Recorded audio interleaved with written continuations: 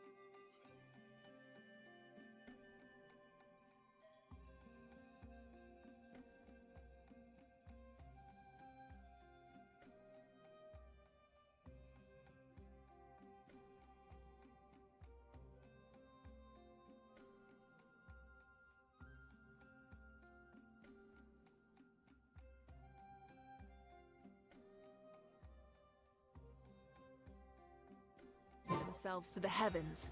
God should broaden their horizons in the world below. Hello, hello. Don't worry, I'm sure they'll show up soon.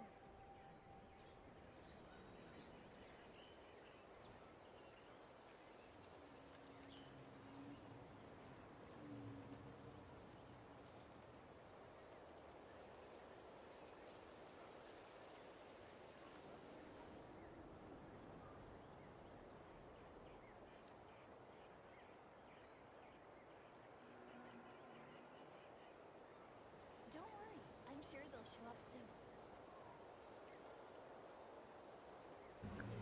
Story quest.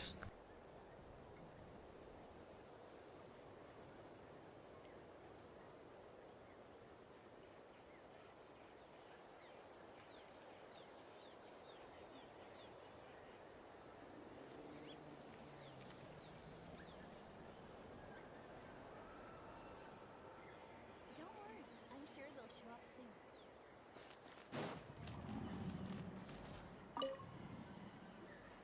Ahem! What are you guys doing here? Following orders. If you have a problem, take it up with our employer. Hey, what's with the attitude? Can the Fatui even work for a private employer? Ahem. This is Grudok. I hired him to be my bodyguard in Natlin. As you can see, he's not the sociable type. I'm sorry for any offense. My original plan was to hire someone from the local tribes, but a priest recommended Grudok and his squad. I was told they were capable fighters and had the time to spare, so they fit the bill. It seems like the Fatui's reputation in Natlin is quite positive. So that's what happened. Then you must be from Fontaine? Precisely! Montluçon, at your service. I work in the publication business. And you two... Wait, you must be the Traveler and his fairy companion. Oh, you know us? A golden-haired traveler with a floating companion. There's no mistake. Your exploits in Fontaine have all the makings of a best-selling series. I'd be a failure of a book merchant if I couldn't recognize you. Wow, we're really famous at this point, Traveler. It's truly my lucky day. I know this is sudden, but I was actually looking for you two. You see, I have a favor to ask. So, you chased us all the way to Natlan? That's a little creepy. You'll be generously rewarded, I promise you. Well, at least he got straight to the point. Should we hear what he has to say?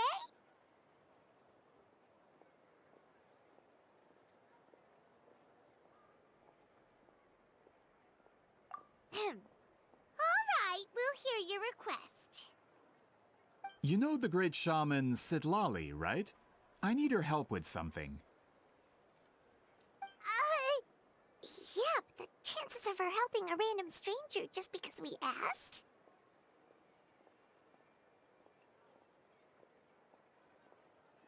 Yeah, see, Lally really doesn't like dealing with strangers. I heard about that from other members of her tribe. But they told me if one person could convince her, it would be the golden-haired traveler. If you manage it, I'll even double your pay.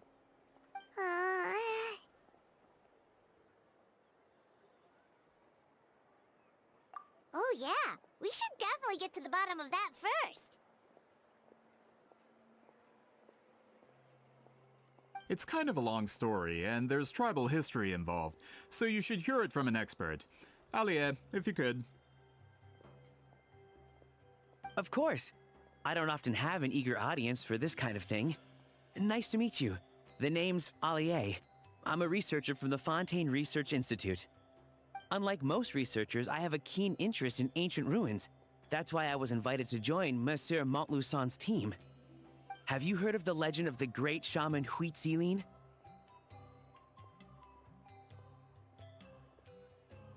Yes, according to local records, she was a color mystic who lived over 200 years ago, and the most adept in her tribe at using that particular technique. Out of all of her exploits, her most celebrated is the Battle of Seven Colors.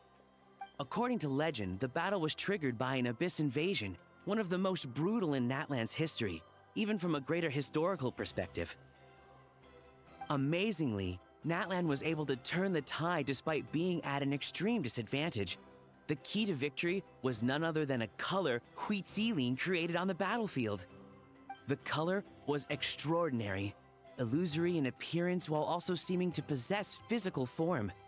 Legend has it that Huitzilin used the color to construct a magnificent maze on the battlefield and trap all the enemies inside. This allowed her allies to launch a counterattack and ultimately secure victory. Anyway, that's the gist of it. We don't want to take up too much of your time. That story is the reason I came to Natlan. I often publish books about the history of other nations. They always end up faring well on the market. When I heard this story for the first time, I wanted to include it in my next collection, but historical records about Natlan aren't very detailed. We haven't been able to determine where the battle took place, or find any definitive evidence that it occurred at all. Even within the Masters of the Nightwind, people dispute the legitimacy of the story. Some believe it to be a myth. If that were the case, the story would not be fit for publication. But if you're just including it in a story collection, why does it matter if it never happened? Well, you see, the slogan for the collection is Restoring the Truth of History. Naturally, I need it to be factual. That's why I'm here. The Masters of the Nightwind are said to have a tradition of recording past events, so I wanted to consult their records. But I was refused access to the Obsidian Altar. Application after application, and all I received were a few ordinary woven scrolls with nothing to offer. Honestly, I'm just trying to promote their history, and they make such a fuss. According to my research, their scrolls are considered sacred relics in addition to historical records. Naturally, outsiders are rarely granted access. Not to mention, the scrolls we did get to review actually contain a huge amount of information. I just need more time, and I could... We've been over this, Alier. There's no need to waste time on those scrolls when we have a better way. Seat Lally, you mean? Exactly. You're well aware, I'm sure, that Sitlali has been alive for more than 200 years. That means she lived during the era of the Battle of Seven Colors. If she agrees to be my consultant, then no other historical records are necessary. Oh, that's what you want. So, what do you say? I'll quadruple the pay if it helps sweeten the deal. Well, it's not that we don't want to help you. Oh, right. The duty the chief gave us has a lot to do with wheat sealing. Who knows? The Battle of Seven Colors might lead us in the right direction. All right, we'll help you convince Seat Lolly. Just let us do the talking, okay? Of course.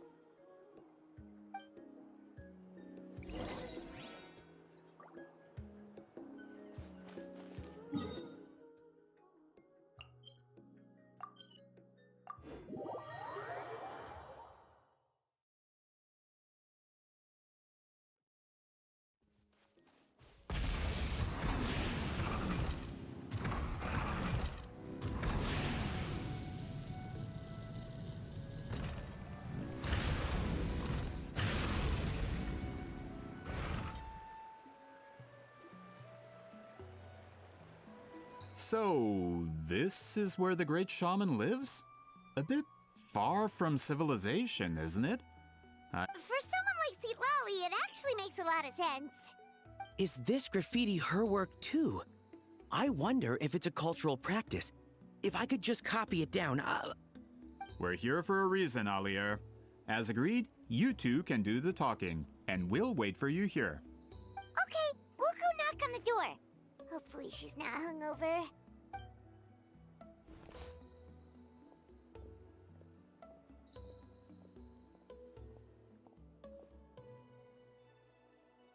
Seat Lolly?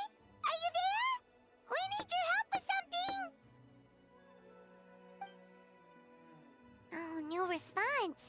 Maybe she's not home. Oh, Granny Eatsley? Are you home?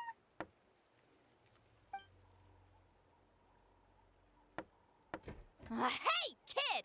If you're here to challenge me, book an appointment first.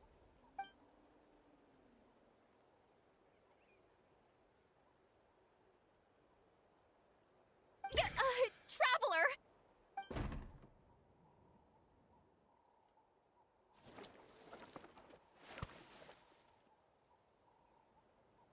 Looks like we came at a bad time. Are you still there? Just come in. We can talk inside. Well, at least we didn't get turned away.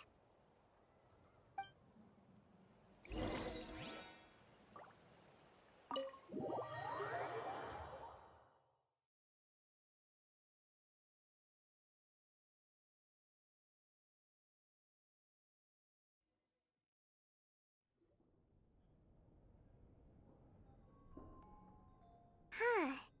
So this is where Seat Lolly lives. I, didn't have time to fully clean up the place. Complain if you want. Menial housework means nothing to a great shaman like myself. Besides, in light novels, people who keep everything neat and tidy are always too boring to be the protagonists. Also, I'm not a hermit. I'm just above superficial rules of societal etiquette.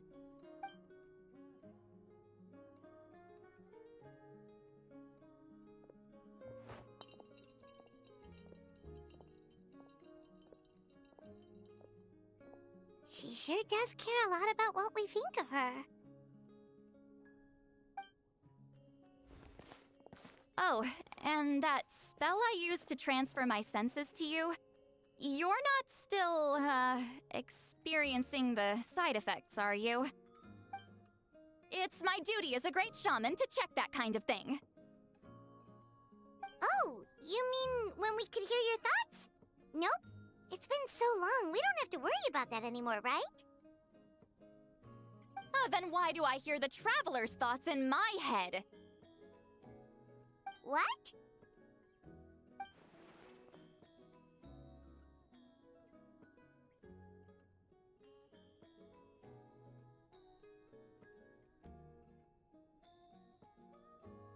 I can still hear you, you know. Don't bother. I'll find a way to fix it.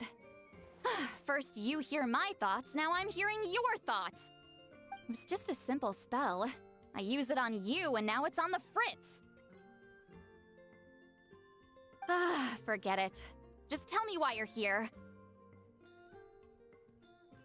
Well, someone asked us to ask you to be their consultant. They have questions about the history of Natlan.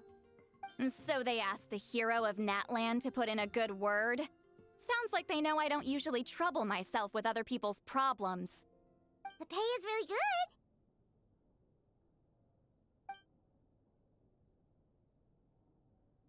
Doesn't matter, I'm busy. She sure doesn't look busy. Paimon knew this wouldn't get us anywhere. From you? Yeah, we were given a sacred duty to help your tribe weave a special scroll. Huh? So, you're the appointed ones this time? We were surprised too. After all, we have no idea how to weave a scroll like that. But with Chef Biram's help, we were able to make some progress. We still haven't succeeded, but we learned that the key to weaving the scroll is a special kind of color. The historical event those men want to ask about also involves color. If you help them, you might end up helping us too.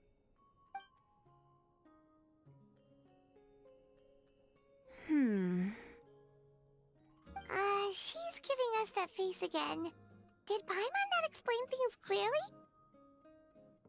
I can't decide whether this twist is completely out of the blue or if it was foreshadowed all along. Does that mean you won't help us? I need to think about it. Then there's still hope. Hey, what's the holdup? Just give us an answer already. You agreed to let us do the talking!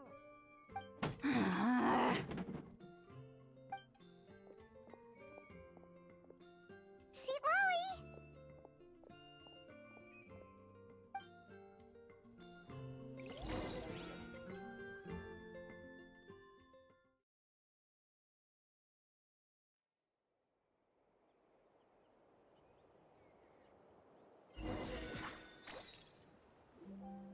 Stand down, Grudok. As your employer, if I tell you to wait, then you wait. Understood. You're the great shaman who's been alive for centuries? But you're so... Apologies for the disturbance. Grudok is a recent hire, so difficult to restrain sometimes. You're lucky you didn't force Seat Lolly's hand. Well, since you're here, how about a discussion? Do you have any idea who I am? Did you think Granny Eatsley would be fooled by your little performance? I have no intention of speaking to you. Your recent hire interrupted me right as I was about to make an important decision. Pull a trick like that again, and I'll make your lives a living horror novel, except 10 times worse. That's all I came out here to say.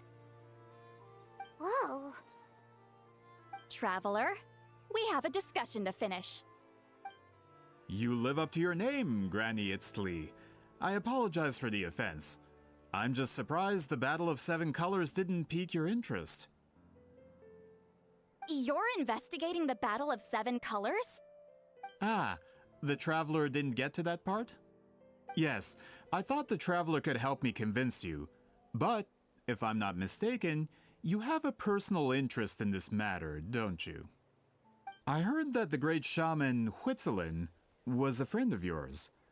You two must have been close. If I can resolve the controversy and prove the battle took place, I'll include it in my next collection. Then, all of Teyvat will learn the truth. With your support, your friend's heroic deeds will once again be known throughout the land. Inspiring, don't you think? If this is really about that duty, then... Fine. I'll help you. I'm honored. Save it. I agreed to help the Traveler, not you. You'll just have to leech what you can. Well, at least she agreed to help.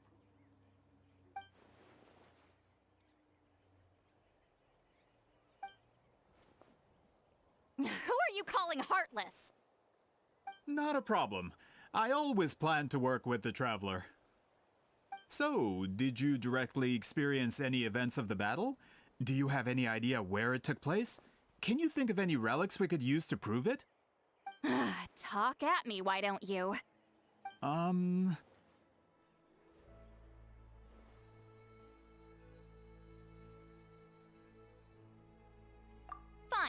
No, no, and no. I did live during the same era as her, but that doesn't mean we experienced the same events. I've lived a long time, but I'm not a walking encyclopedia. You decide the angle of your investigation, and I'll provide answers if I'm familiar with the subject. All right. Even if you didn't witness the battle yourself, you still lived through that era. Your insights are very valuable. Alier, you had an idea about where to start, yes? Oh, well, my plan was to consult the members of the tribe in charge of recording history. Then, let's start there. Traveler, what do you say to officially working together? After all, it appears I can only get Miss Citlali's help through you.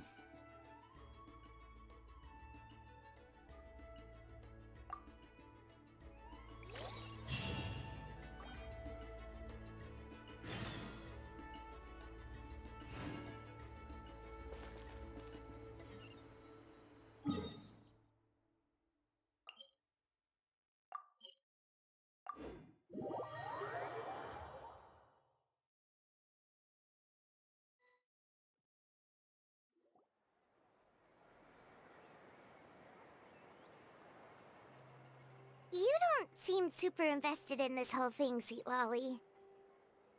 The Battle of Seven Colors is something I've only ever heard about. I know as much as anyone else in my tribe. But how? Weren't you alive when it happened? I wasn't there when it took place, and she never told me about it. That's how. But Molusan said the two of you were close friends. The battle was legendary. Why wouldn't Huitziling tell you about it? Close friends? More like arch rivals. Something Montluçon would know if he actually did his research. Did you see the graffiti outside my house? That's not my doing. All students from Huitziling's School of Shamanism must pass an extremely difficult trial before graduation, defeating me in battle. Those graffiti drawings are how they challenge me.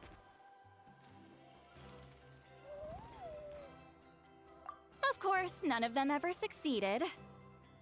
So, after Huitziling's death, her students had no choice but to modify the requirement. Instead of defeating me, all they have to do now is last long enough.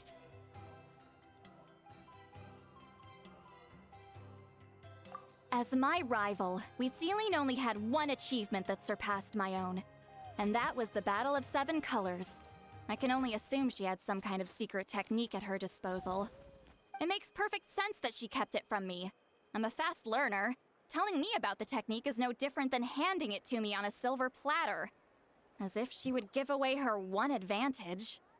Oh, that makes sense. Anyway, all of that is secondary. Like I said, I'm only here to help you fulfill your duty. Don't misunderstand. This duty is important for my tribe, too. A great shaman should do her part to see it done.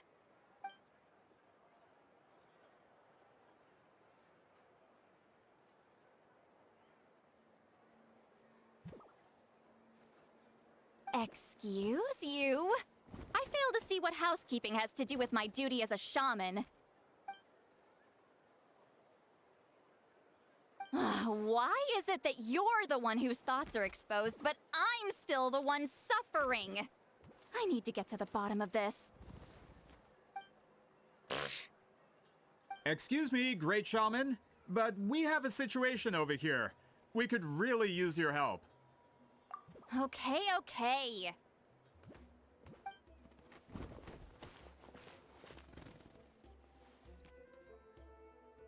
Of course the Battle of Seven Colors happened. The Woven Scroll proves it. Wheat Ceiling used a mysterious color to construct a maze and trap the enemies inside. That's just your interpretation. There's more than one way to understand that scroll. Besides, constructing a maze out of color is ridiculous. Wheat Ceiling was one of the most powerful shamans of her time. She definitely could have pulled it off. That's the biggest problem. She had students. Why not pass it down? A technique that powerful? And no shaman since has ever used it? Her students are keeping it a secret, of course. If you knew a technique like that, you'd be a fool to show it to just anyone.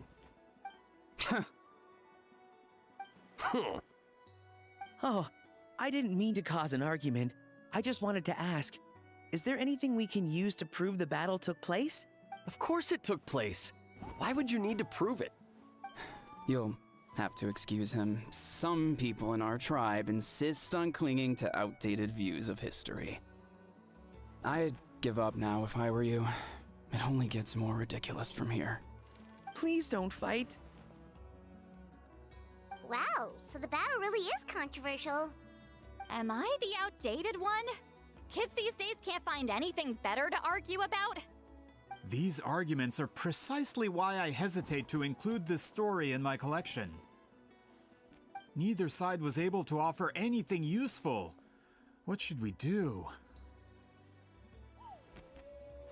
Wheat Ceiling was a passionate teacher. We were opposites in that sense. The technique she used in the battle must have been her masterpiece. There's every reason to pass it on. Still, if the technique is powerful enough to single-handedly stop an invasion, it also makes sense that her disciples would keep it a secret. We should check with the students from her school. If we can confirm the technique exists, we can deduce certain things about the battle. But as far as I know, most of the shamans from her school occupy high positions in the tribe. Not the type of people outsiders like us can speak to on a whim. Right. The obsidian altar is off limits to you. But, if I go... Is there a problem? Most of Wheat Ceiling students are respected priests in the tribe. But that means they had to go through me. Or try, at least. I, of course, humiliated them from a young age. Those who hold the position now are the ones who lasted long enough before I wiped the floor with them.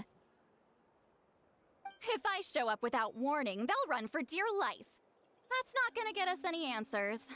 Yeah, Paimon can see it now.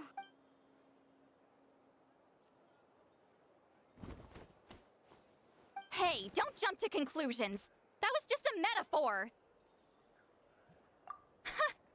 Only you have the guts to joke like that with me, Traveler. Fine, I said I'd help, so I'll help. But don't blame me if it goes wrong. Alright, the rest of you can wait for us here.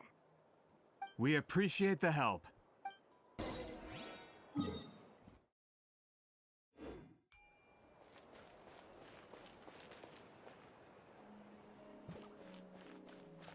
Try and stop me!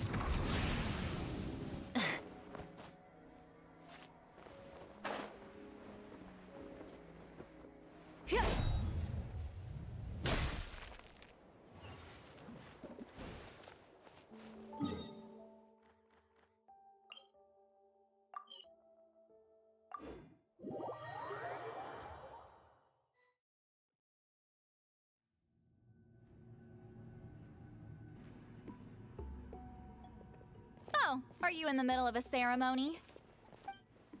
Granny Eatsley?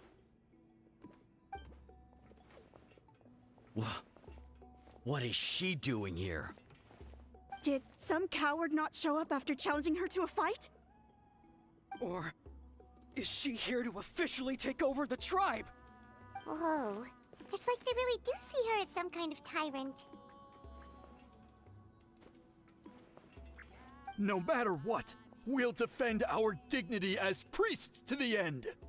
Ugh, you talk a big game for someone who lost to me the most out of the entire priesthood. What? All I want is to ask some questions. So, you're here to interrogate us? Someone didn't sit pretty for their beating? Is that it? You want their name, don't you? We should just run!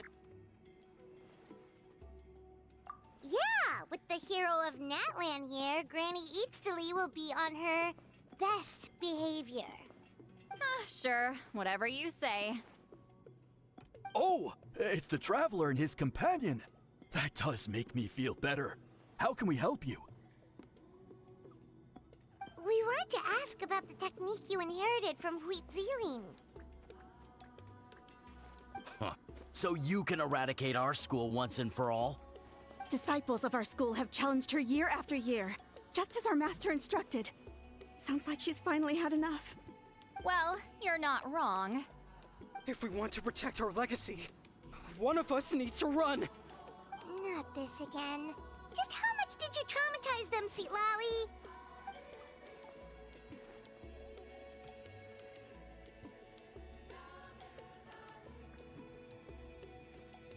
Hey! You can't just say whatever you want just because it's in your head. I'm Granny Eatsley. A mere mention of my name and kids burst into tears. Love and respect? Huh, no one has the guts for that. What? You know what? Forget about your duty. We really need to fix this mind-reading situation. Sorry to disappoint, but if you're here to question whether we're qualified to inherit our master's legacy, we're not going down without a fight. We're not getting anywhere. What should we do, Traveler? Huh? Oh, it's you. Elder Tlapo! Oh, we must have disturbed your meditation. Our deepest apologies. Please forgive us. Did Elder Tlapo just issue a declaration? From what I can tell, in a single word, the message was... friend? Is Elder Tlapo telling us to treat Granny Eatsley as a friend? That's not possible, is it? Oh, you forget yourselves, my friends. You are esteemed priests of our tribe. Where are your manners? But Chief! I didn't expect to see you here, great shaman. My sincere apologies for the lack of hospitality. Well, I wasn't exactly planning to come to this crowded place. So you can save the pleasantries, Chief. I'd rather get this over with. Understood. Now, as successors of Huitziling, I understand your friction with Granny Eatsley. However, Elder Tlapo's declarations have always showed us the correct path.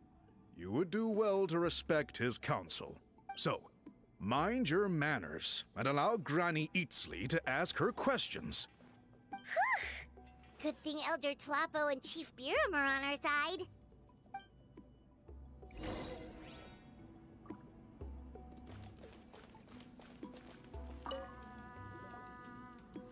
Hi there, Elder Tlapo!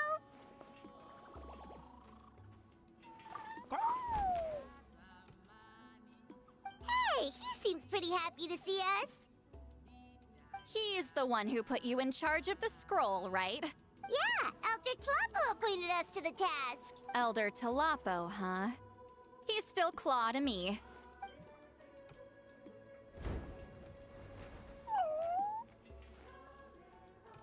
Hey, don't pull that cutesy stuff with me.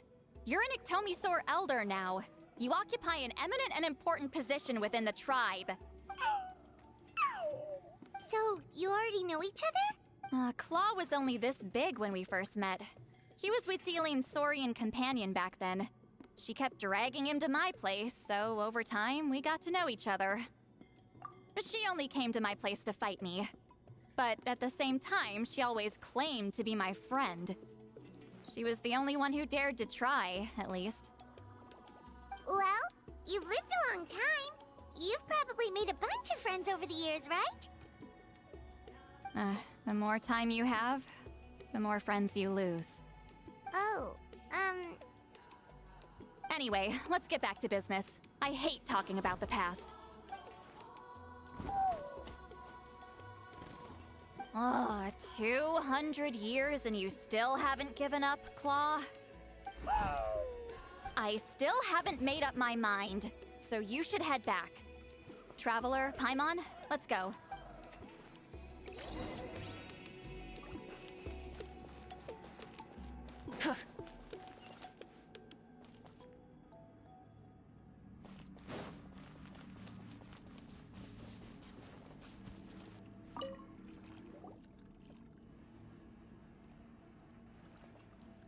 Chief Biram? Oh, wait. We haven't reached out since the last time we failed the task, huh? I'm just grateful you haven't forgotten that duty. Actually, we have good news! We found another clue! I'm all ears. It's the Battle of Seven Colors. Huitzilin's claim to fame? That sounds promising. But the battle took place hundreds of years ago. An investigation is bound to be difficult. True, but Granny Eatsterly promised to help. Is that so? Huh. I've tried seeking her help in the past, but I never managed to coax her out. You should cherish this opportunity. Hey, don't complain! None of the previous chiefs succeeded either. Forgive me. That wasn't my intention. It was a comment on my own failings. Paimon said you've been trying to figure out how to weave the special scroll. It is my duty, Great Shaman. Why bother? The scrolls always end up completed on time. So what's the point of figuring it out for yourself? If I may, this task concerns the history of Natlan as a whole. And in many ways, history is the memory of a people. Memory is sacred to our tribe. I'm sure a great shaman understands that better than a humble junior like myself. Something this important cannot be left to baseless rumors. I know you don't concern yourself with the daily affairs of the tribe, Granny Eatsterly. Even so, as a priestess, I trust you wouldn't leave something like that to chance. I get your point. Of course, the one time I wish you could read my mind, it doesn't work.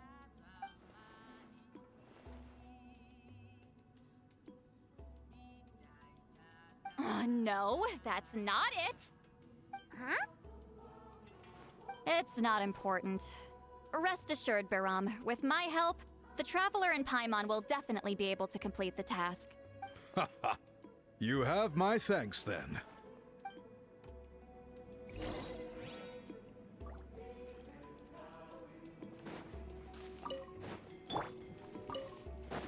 Let's ride!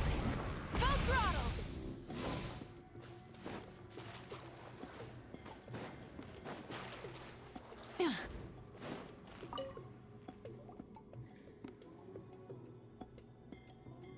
Huh.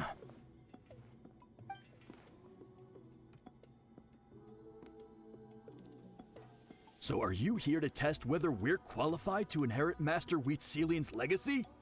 You've already been tested, haven't you? Well, frankly speaking, I don't think any of you are qualified. But that's not why I'm here. All you need to do is be good and answer my questions. Fine. Ask away. You've heard of the Battle of Seven Colors, right? Of course. It's our master's claim to fame. An immortal legend inscribed in the very history of our tribe. Then I'm sure you know there are those who question whether it actually occurred. I did hear people arguing about that the other day. It's disgraceful. How can they question something like that? It doesn't surprise me. Natlan has had more tourism lately. A lot of people have started getting strange ideas after interacting with Outlanders. After all, everyone who took part in the battle has returned to the ley lines. Without witnesses, it's hard to refute detractors. Well, it just so happens the questions I want to ask are directly related to the legitimacy of this battle. Listen, we know you were rivals, but do you really have to question her legacy? You think she's like you? Someone who can't survive a little scrutiny? No, of course not. Then let me finish.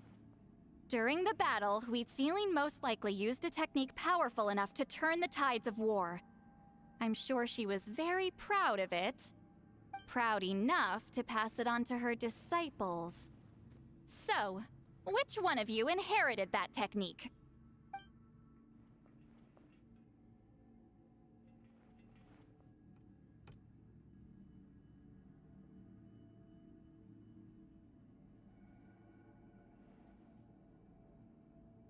I don't think any of us have heard of it. Listen, I'm not trying to take it for myself, so be honest. With or without it, I can wipe the floor with any of you. Yeah, no objections there. But I'm telling the truth. None of us have ever heard of that technique. What's wrong with her? Why would she let it go extinct? Master's body of work is massive. No one student could hope to learn all her techniques. Mastering just a few already takes a lot of effort. Master had no choice but to recruit many students, split up what she knew into different portions, and pass it down through various individuals. So even though we see ourselves as representatives of Wheatsealing's school of shamanism, what we know isn't the sum of her legacy. Actually, I know of a shaman family that inherited some of Master's techniques. The family fell on hard times and lost the right to the priesthood. Still could be worth a shot. But if they inherited Wheatsealing's secret technique, shouldn't the family be thriving? Well, it's the only thing I can think of. All right, give me their address. I'll mark it out on your map. To be honest, I'm not optimistic about the future of this investigation. That's because the request came from you. You don't know the power of your own words, do you?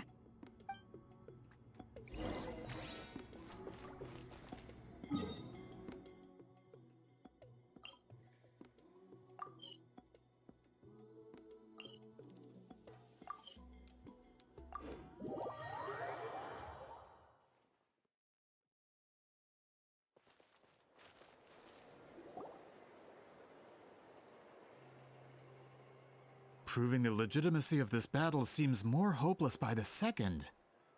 Nothing we can do about that.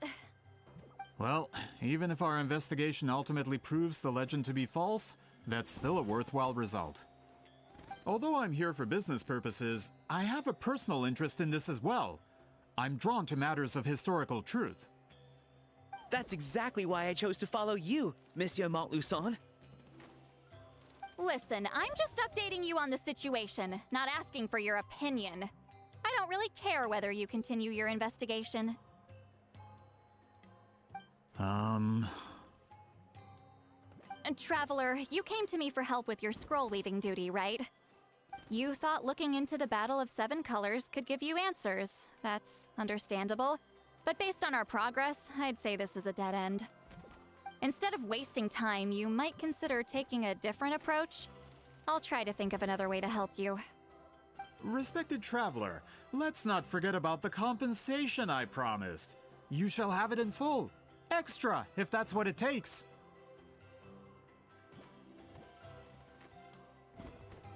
What makes you say that? Yeah, based on what you've told us so far, it kinda seems like there's unresolved tension between you two. You think so? She claimed to be your friend, but picked fights with you non-stop. And never told you about her biggest accomplishment. By figuring out the truth behind the battle, maybe we can finally help you get closure. Closure? I'd say we're 200 years too late. But fine, if you want to keep investigating, be my guest. Ah, that's wonderful news. Alright, let's go visit the Shaman family.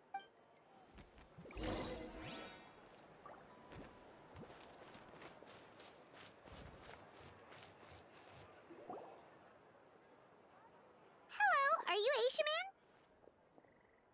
Yep, that's me. Huh? Granny Eatsley? Get up. In a crowded market like this, the only person who should be trying to hide is me. My apologies. Ever since my grandfather's generation, the shamans of my family have given up on passing your trial, Granny Eastly. Have we offended you in some other capacity? Man, this is generational trauma at this point. Whenever I misbehaved as a kid, Grandpa would tell me about the thrashing he received from Granny Eastly. I still get nightmares about it sometimes.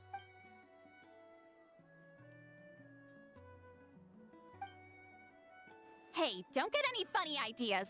This was your idea, remember? Keep asking your questions. I'm going to find somewhere quiet to wait.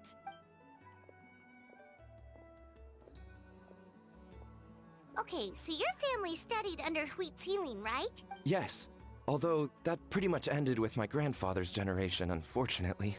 The techniques my family learned from Huitzilin didn't have much practical use in terms of tribal affairs, so during my grandfather's time, we quit the priesthood. Turns out, shaman techniques aren't that useful outside the priesthood either. So over time, we abandoned them altogether. Of course, it's possible that we were just too foolish to understand the true power of those teachings. After all, Huitzilin was a genius. None of her students have been able to fully reproduce her talent. Do you know which techniques were passed on to your family? I'm not sure. As a kid, I remember hearing my grandfather talk about them, but it's not like I can use them myself. Just think about it for a sec. Do you remember anything about a technique that can decide the outcome of a battle? Decide the outcome of a battle? No, I don't remember anything like that. Besides, my family wasn't really known for our talent. If a technique like that exists, I doubt Huitzilin would pass it on to us. You might have better luck asking one of the priests. They're descendants of Huitzilin's most gifted students. Well, looks like we're back where we started. Still no definitive evidence the Battle of Seven Colors took place. Alier, do you think we have enough to draw a conclusion? All we have are non-witness accounts.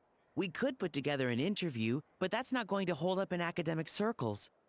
Then we have to keep going. Oh, you're investigating the Battle of Seven Colors? Yeah, you know about it? Not a lot, but there's something special about my family. In addition to shaman techniques, Huitzilin's stories were passed down to us as well. Say what you want about my ancestors' dedication to shamanism, but they definitely paid attention to those stories. And of course, the Battle of Seven Colors is the most exciting story of them all.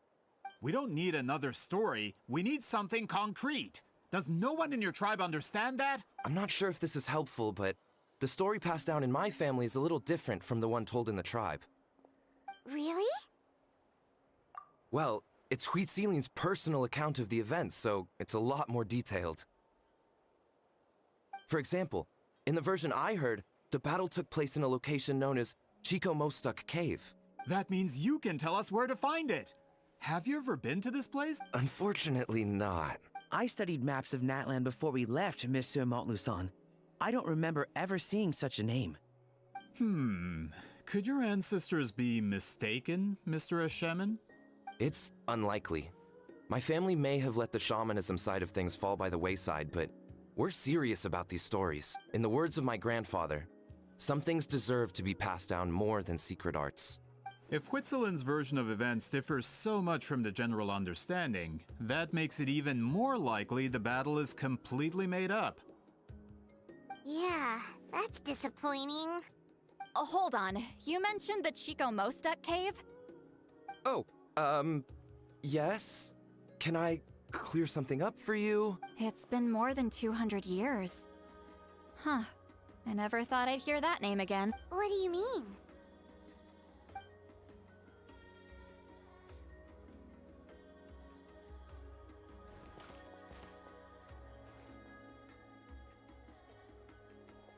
That location is now known as the Valley of Fog.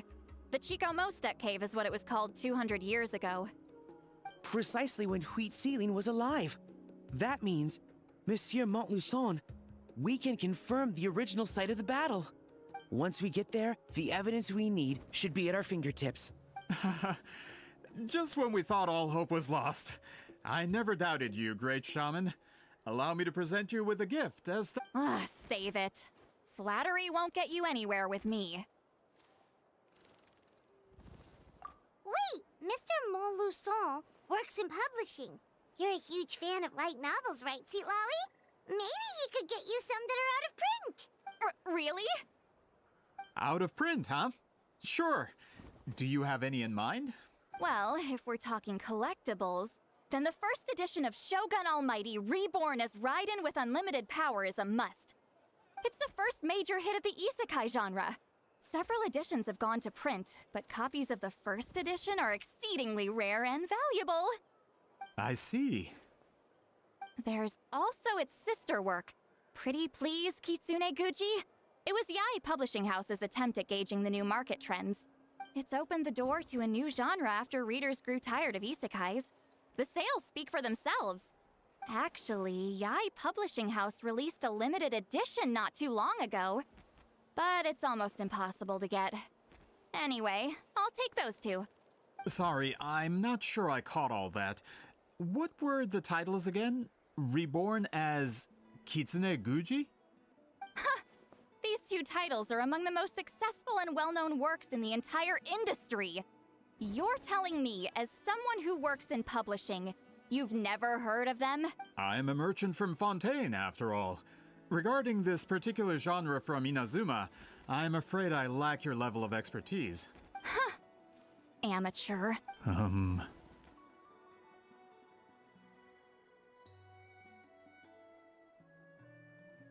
Of course. Sounds like a perfect arrangement. Now, there's no time to waste. We should head to the site of the battle right away. Once we get there, it'll take a bit more work to determine the actual location. Right now, all we have is a general idea. Well, I'm sure Miss Sitlali can help us with that. Have you even looked at the time? It's already evening, and I have important plans tonight. You expect me to work through the night? Well, what do you think, traveler? Okay, we'll find a place to rest for the night. When should we meet tomorrow? He's persistent, huh? How about noon? Do we have to wait that long? Great shamans have important matters to attend to in the morning. That's only because I have important tasks to complete at night. All right, as Miss Sitlali instructed. Let's meet back up tomorrow at noon. We'll be waiting at the exit of the tribal settlement.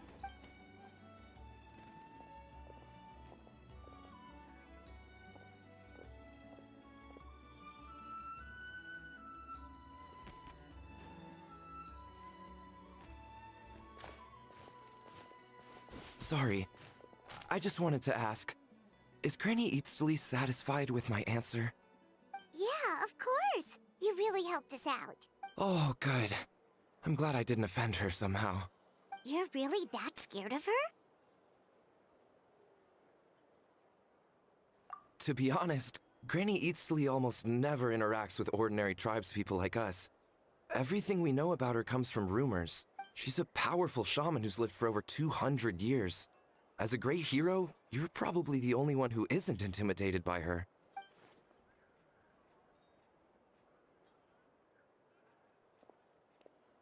Well, thanks for today, Sweet Lolly.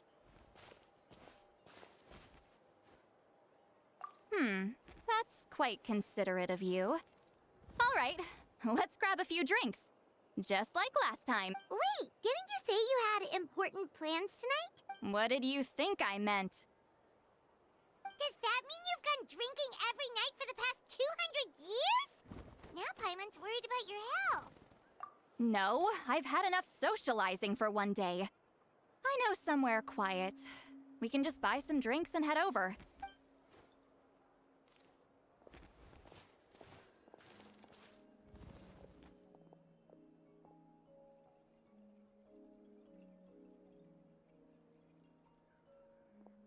Which will also give us a chance to solve the mind-reading issue.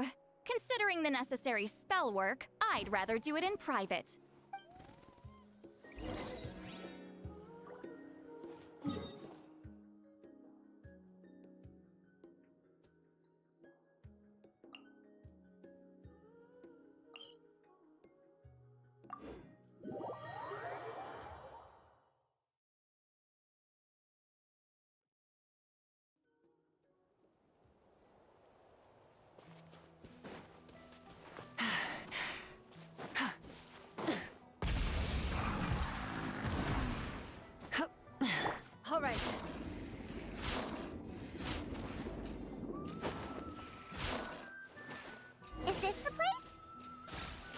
No, further up. Further up?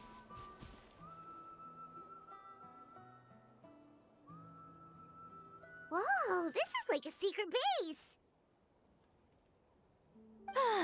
Sometimes I want the fresh air, but not the company. So I come here. Let's see if my stash is still here. Ah, great! The halberd crest birds didn't eat my snacks.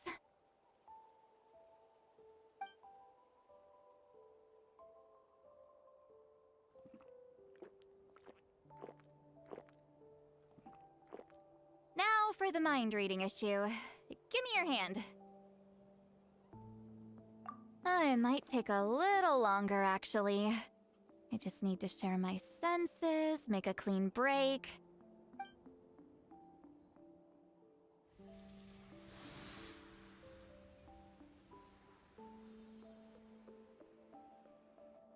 And that should do it, right?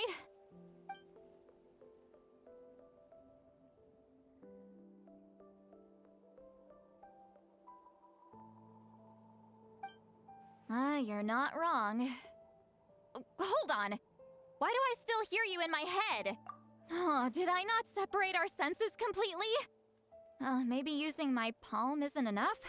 Close your eyes.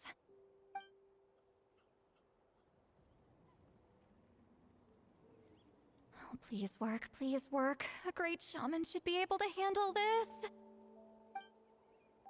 Okay, what about now?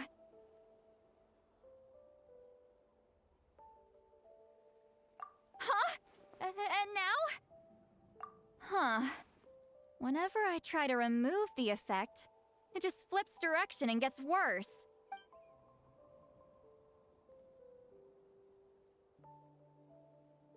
That was just to help with the spell. Ah, shoot. I still hear you.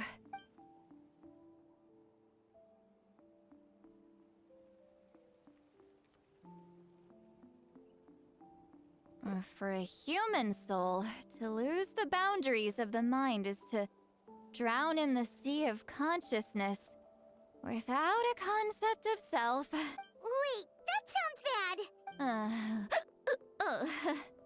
I read that in a light novel. When it comes to the real world, I think it's pretty accurate. Is Citlali drunk?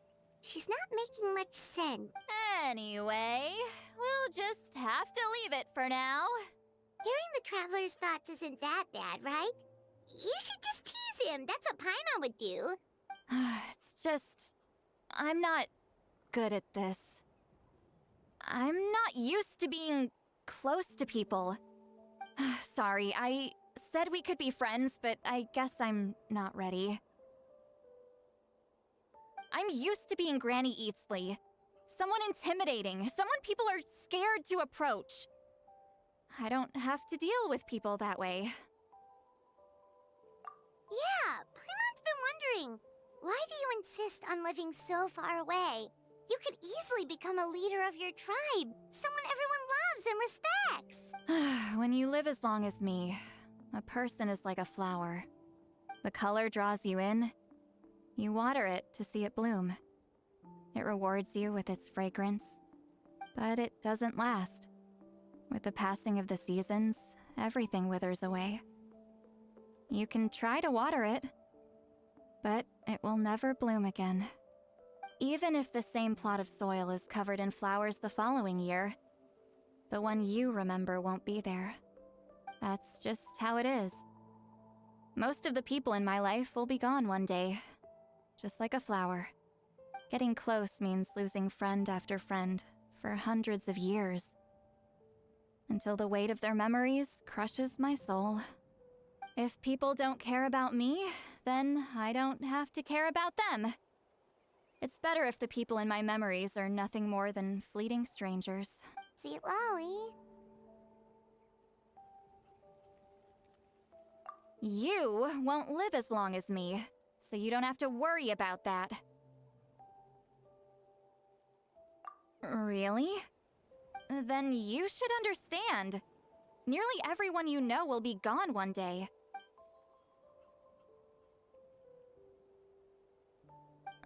Traveler?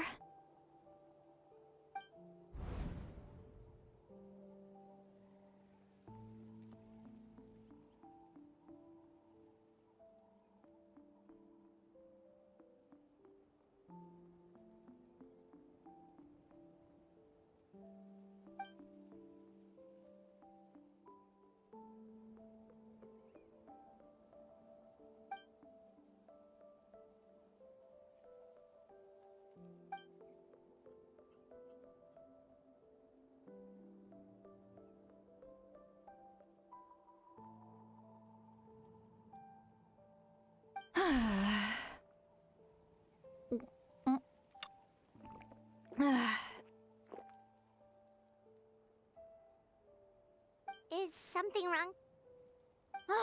Stupid mind-reading side effect won't go away.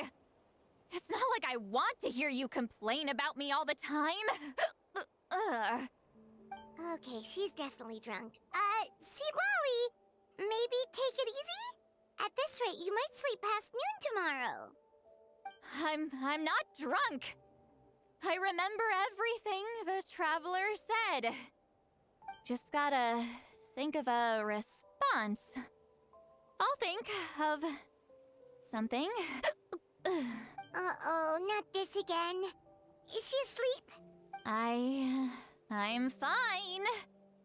Can get home by myself. Is she talking in her sleep or talking to us? She seems kind of out of it. Bye. Gonna walk back alone. Need some time to think. All right.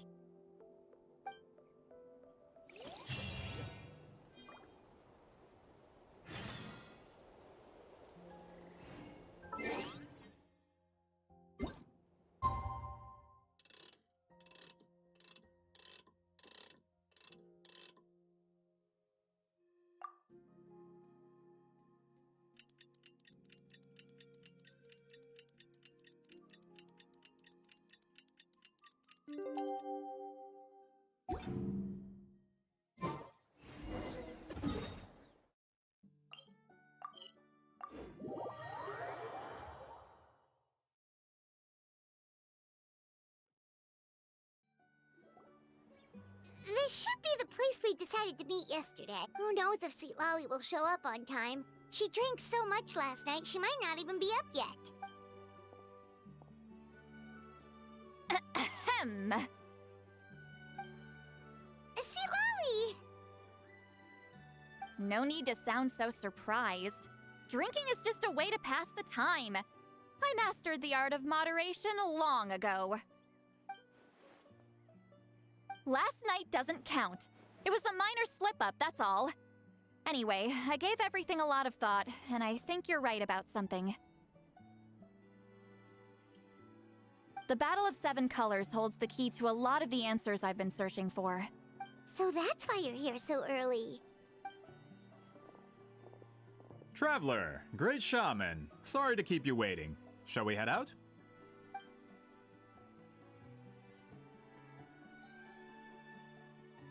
Just follow me.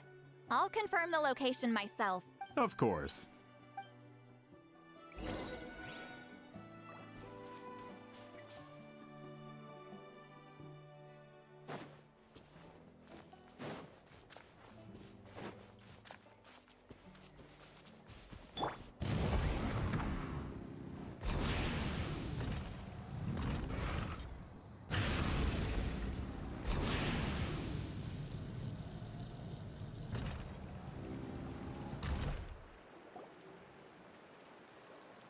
This should be it.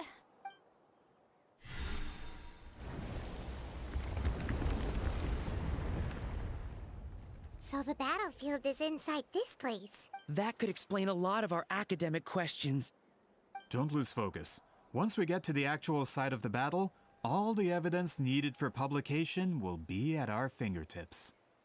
Everyone ready?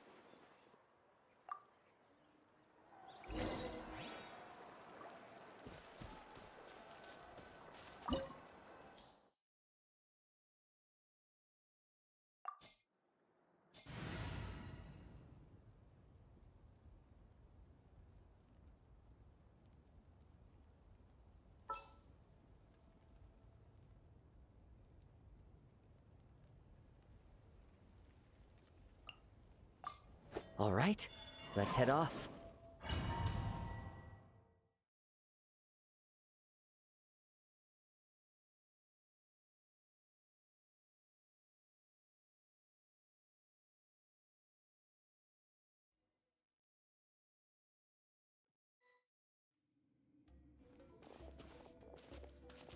So the Abyss invaded through a cave like this? When the Abyss first began to corrode the ley lines, they took every opening they could get. All the items here should be useful for our research. You're not to touch a single one without my nod of approval. I don't support invasive excavation techniques either. Ah, of course. I'll defer to the experts on this matter. Well, shall we continue?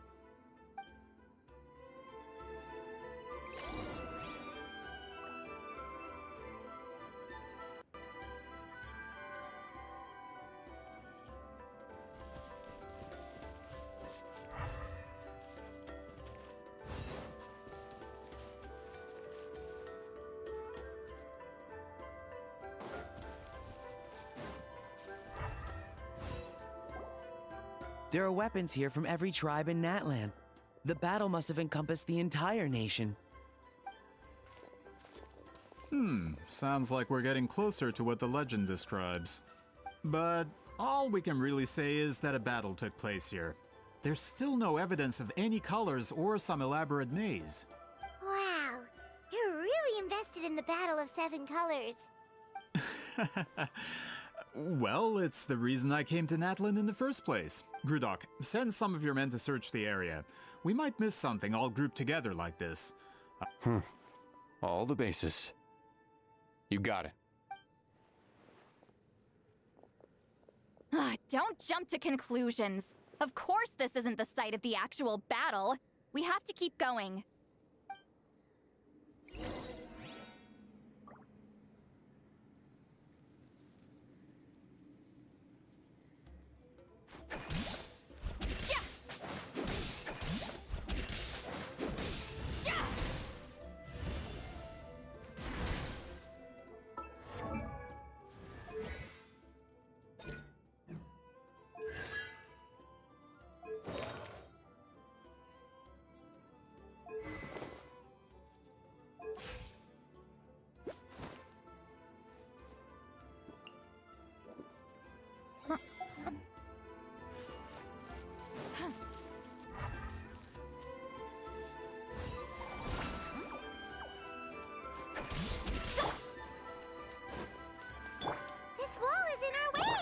I might have an idea. Traveler, try removing that sphere.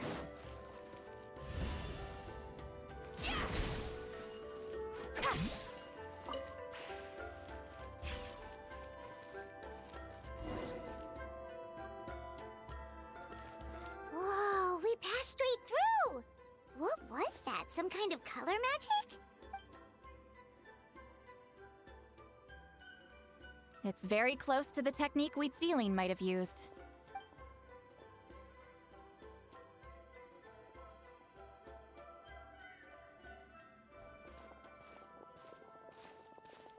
That's it? Doesn't quite compare to the scale described in the legend.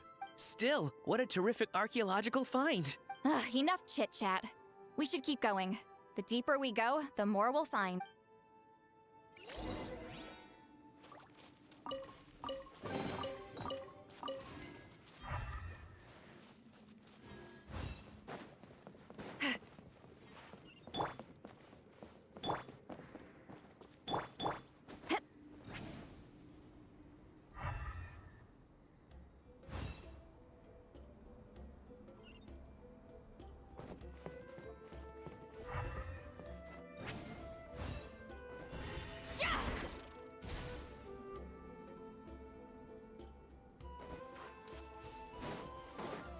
Hold on. If we step here, we might fall through. You mean there are traps in here?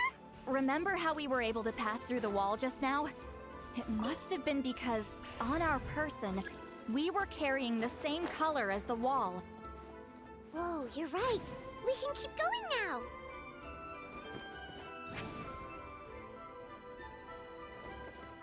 Take me up!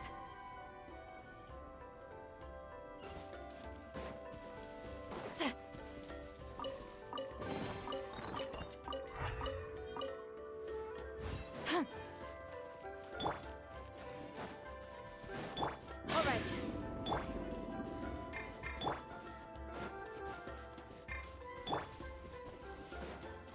Burn it down.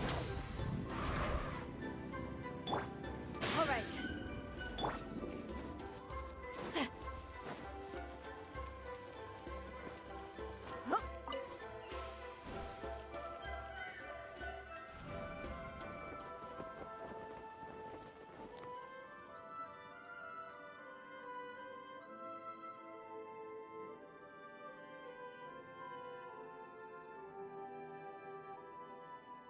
Wait, what was that?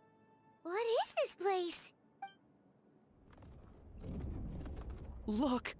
A maze made of colors. It's real. I can't believe it. Hold on. The quality of this space. This isn't reality. It's a realm of memory. Huh?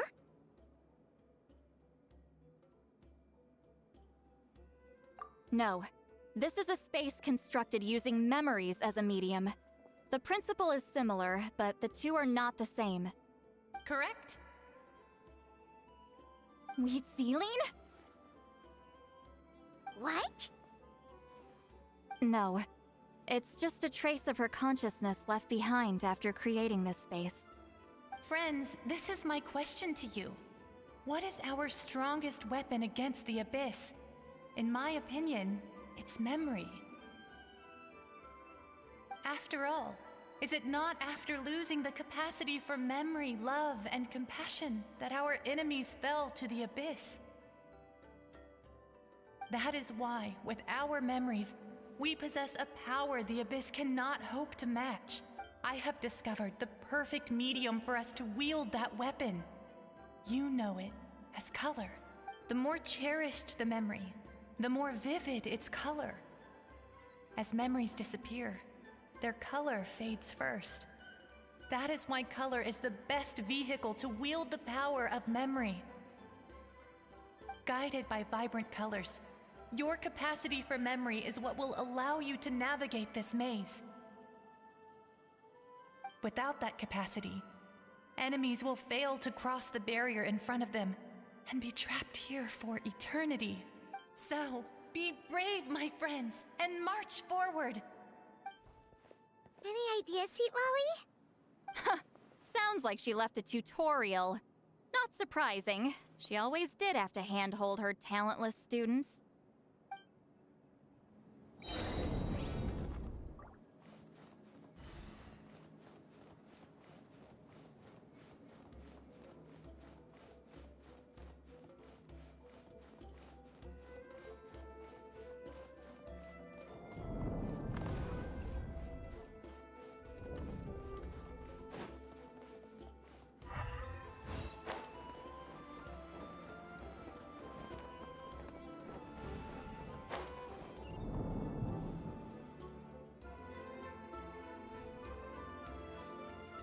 Rise like smoke!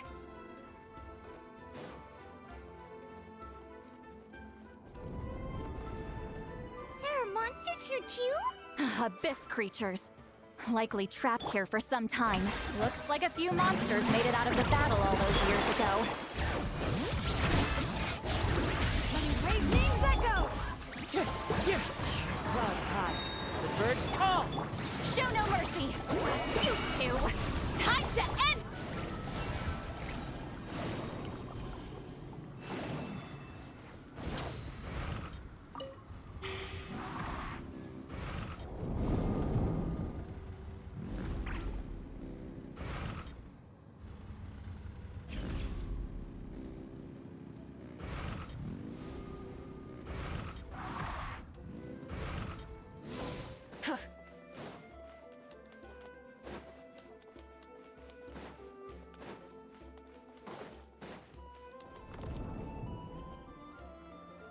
What's with these color-changing blocks?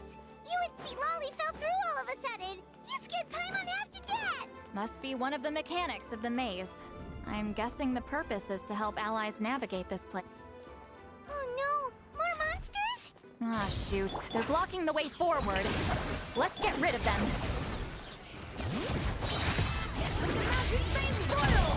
Get to work! Laline, East Papa, get him! Light of the blazing sun!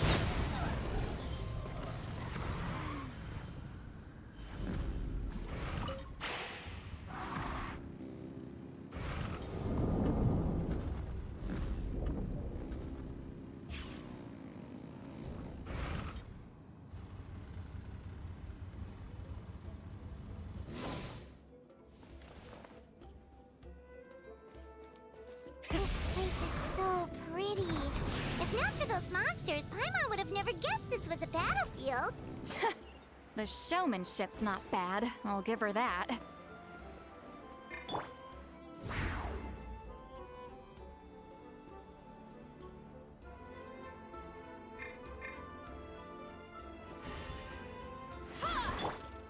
Let's ride.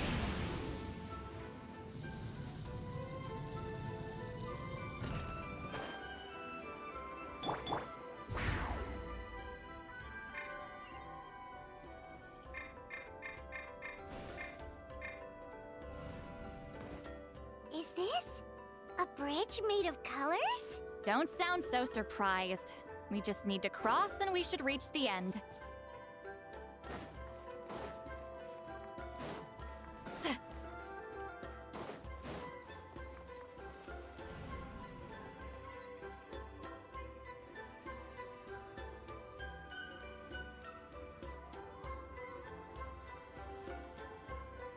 We're out! Looks like we made it through the maze. Hold on. This is... Whoa, so pretty! It's like a miniature blueprint made from a special dye. That color. The dye was modified using a secret technique to harness the power of memories and create mazes like the one we just witnessed.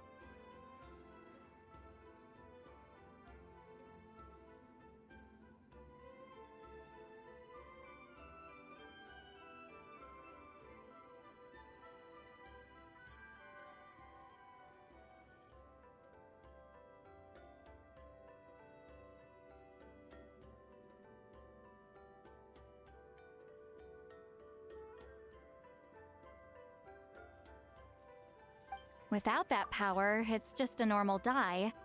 But the color it produces is still quite rare. I would say this is the most direct evidence that the Battle of Seven Colors actually took place. The expert has spoken! Perhaps I could take a closer look? It's an important piece of physical evidence, after all. No, you may not.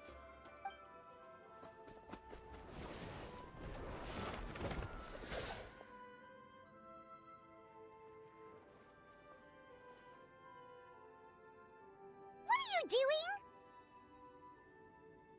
Ah, you noticed my signal. Not bad, Traveler. We make a good team. Huh. So, you've been watching me.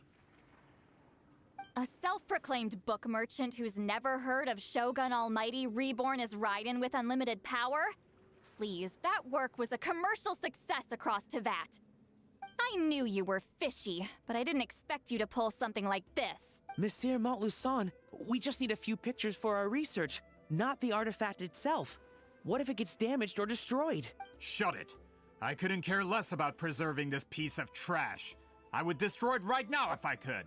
But then there would be no evidence to prove the battle took place. What if that was my goal all along? What? Huh. Pretending to be a book merchant? Pretending to promote the history of Natlan and its heroes was the only way to get information out of the people in this tribe. But make no mistake, I'm no lowly merchant. I am the future owner of the largest printing company in all of Teyvat. But the dye in that sphere ruined all my plans before they could even get off the ground. We've received a report that your advertisement in the paper makes false claims. Fontaine Law demands it be taken down immediately. False claims? The dye I advertised is an unprecedented innovation. It produces colors of unmatched radiance. Unfortunately, its qualities are neither unprecedented nor unmatched. According to the lady who made the report, she saw a woven scroll in Natlan made with a similar dye. Even more miraculous, that substance dates back hundreds of years. How? Creating this dye is the culmination of my entire life's work. You're telling me I'm hundreds of years too late? Calm down, sir. Sorry, it's just... I know this product will be a hit. The economic boost to Fontaine will be huge. We just need to advertise it as written. Fontaine's publishing industry is one of the best in the world. All we need to do is publish something in the paper, and all of Teyvat will think it was our invention first. We don't need to worry about more reports. Fontaine is far more advanced than Natlan. No one will believe such an innovative product could come from a place like that. That goes against all of Fontaine's advertisement regulations. We can't do that. What if I give you a portion of the profits? All you have to do is let the advertisement stay. You're trying to bribe me? Careful. I'm dangerously close to reporting this to Monsieur Novelette. I knew if I was just allowed to market my product, it would be a hit. A bestseller even. I would be a giant in the printing industry. But now, no one will see it as anything more than a poor imitation marketed centuries too late. No matter... I will never accept that someone from this backwoods, ignorant nation could come up with that dye. Not 200 years before me! Even when the truth is right in front of you? Ha! Truth is in the eye of the beholder. I'm already in the printing industry. I can go into publishing, no problem. All I have to do is destroy this sphere, write a detailed report about my findings, and publish it around the world. Then, the so-called truth becomes your word against mine. Once my report is accepted as fact, no one can accuse me of making false claims. That's awful. What happened to restoring the truth of history? That plan hasn't changed.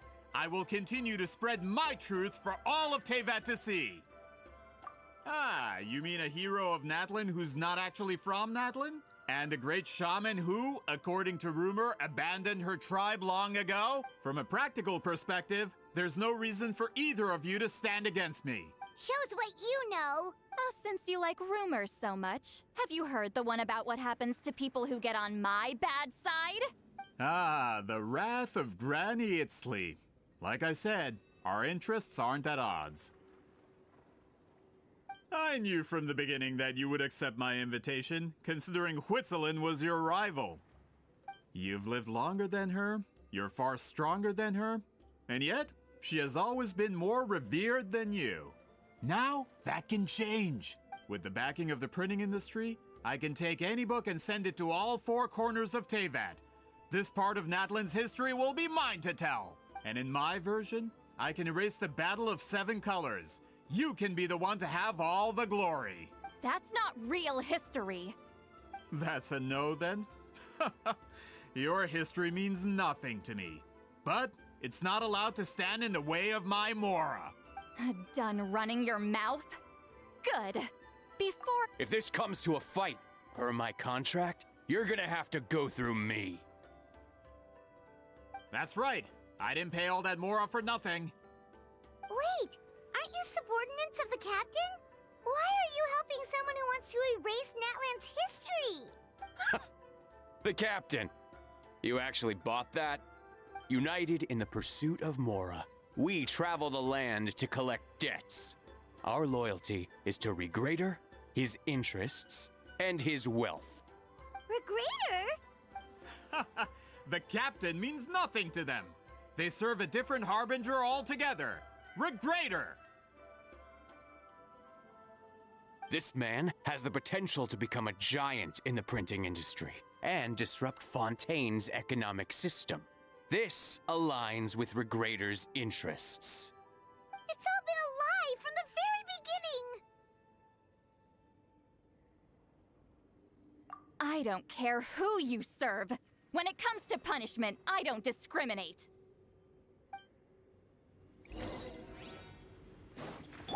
Let's rock! Full throttle!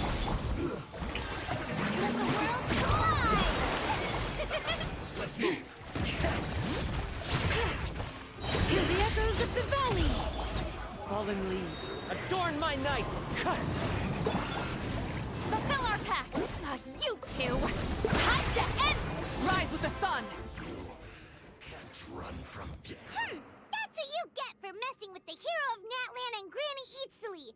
They could give Regrader a run for his Mora! When did this person get so strong? Looks like the men following the captain failed to update us on the latest intelligence. Not good. This is becoming more trouble than it's worth. You're on your own! Hey, what about our contract? Your boss signed it himself! Our boss never signs a contract without loopholes. Even a veteran businessman like yourself fell into his trap. That's what makes him the best! Go home and read the fine print. All I did was trigger the exculpatory clause. You... The other stipulations have been fulfilled. I set up explosives around the cave, strong enough to destroy this place, as instructed. Oh, and for security purposes, all explosives have been rigged to blow at a specific time. Shouldn't be too long now.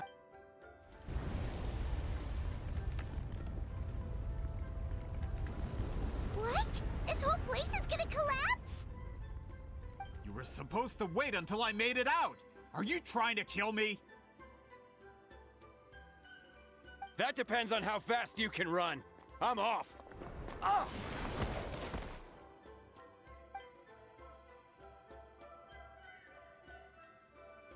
You think you can just waltz out of here?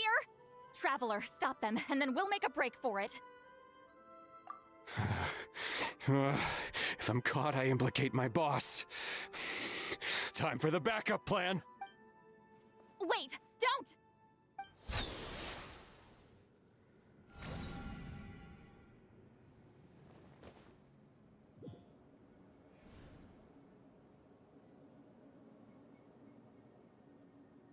Where are we? Back in the maze? Our surroundings look different, though. Oh, good point. She'll know how to get out of here. Let's hurry. If we don't make it out before the cave collapses, we might never be able to leave. Let's see. Seat Lally! Oh, looks like it's not gonna be that easy. What should we do?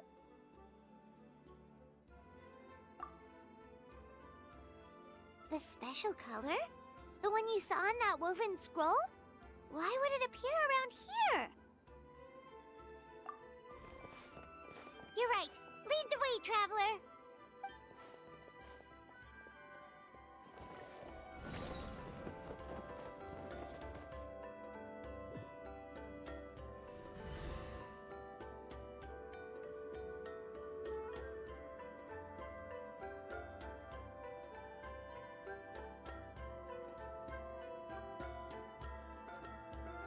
He triggered it just like that? If the technique isn't activated correctly... Instead of a realm of memory, the subjects in question will be trapped in a temporary space like this. If you cannot escape in time, it's mutually assured destruction. But I can't fault someone for using it as a last resort. I knew it! Someone of your skill wouldn't leave behind memory fragments just to parrot instructions. You must have the capacity for conscious thought. I appreciate the compliment. It's been a long time, my friend. This is no time for a reunion. The cave outside is about to collapse. I know time flows differently in this place, but that still doesn't leave us much time. Can you help me get out? You misunderstand, Seatlali. I'm nothing more than a fragment of memory. There's not much I can do. What do you mean? This space can be manipulated, right? The exit of your maze. I remember its structure. If I create an exit here, I can leave. You just need to tell me how to manipulate this space. The maze you saw earlier was constructed using the memories of many warriors of Natlan. When people leave deep impressions on each other, their memories form connections. These connections are particularly strong between comrades in arms. That is how I created my maze. The connections between the memories were my needle and thread, and the special color was my fabric. But if that color is crudely combined with an isolated memory, one without connections, you get a place like this. This space is a combination of my color and your memories. There is no way to alter or construct anything within it, because there are no connections at your disposal. Over 200 years, and not a single lasting connection. This is my punishment, huh? Well, at the very least, you have a connection to me. Otherwise, I wouldn't be able to appear in this space. That's only because you never gave me a moment's peace. Still, it's a shame you're not around. You said it yourself. A memory fragment can't be used to create the connections I need. Seatlali. But now that I have the chance to talk to you again, I need you to give me an answer. Your special technique. You didn't pass it on to your students. You passed it on to the rival you could never beat. Me. What I want to know is, why? So you figured it out. After what I saw in the maze and everything you just told me, I'm certain the technique at the center of all this is the same one you taught me all those years ago. But you never brought up the fact that you used it to win a battle. From your description, it might as well have been a simple color trick. I'm getting the feeling you always meant for me to come here. But if this is a foreshadowed event, I'm not happy with the narrative setup. Seatlali, ever since you learned that technique, you've been able to see a special color, haven't you? You mean... That color is the core of the technique. But it isn't my invention. It's something I discovered in the work of our ancestors. More specifically, you could call it the color of memories. In truth, passing on the technique is a process of using that color to tint another person's memories. Yes, the technique has the power to decide victory. But in my opinion, the capacity to add color to someone's memories is where the true value lies. You are fated to live a far longer life than me, Seatlali. I couldn't bear the thought of all those years existing as a blank canvas in your memory. So I wanted to leave a little color behind. Your color, you mean? One day, you too will want to leave behind your color in someone else's memory. When that day comes, you will understand my decision. I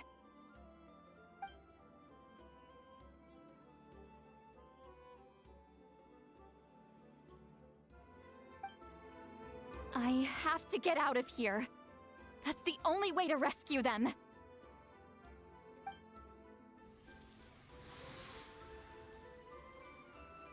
Seatlali, what are you... I understand the true principle of this technique now.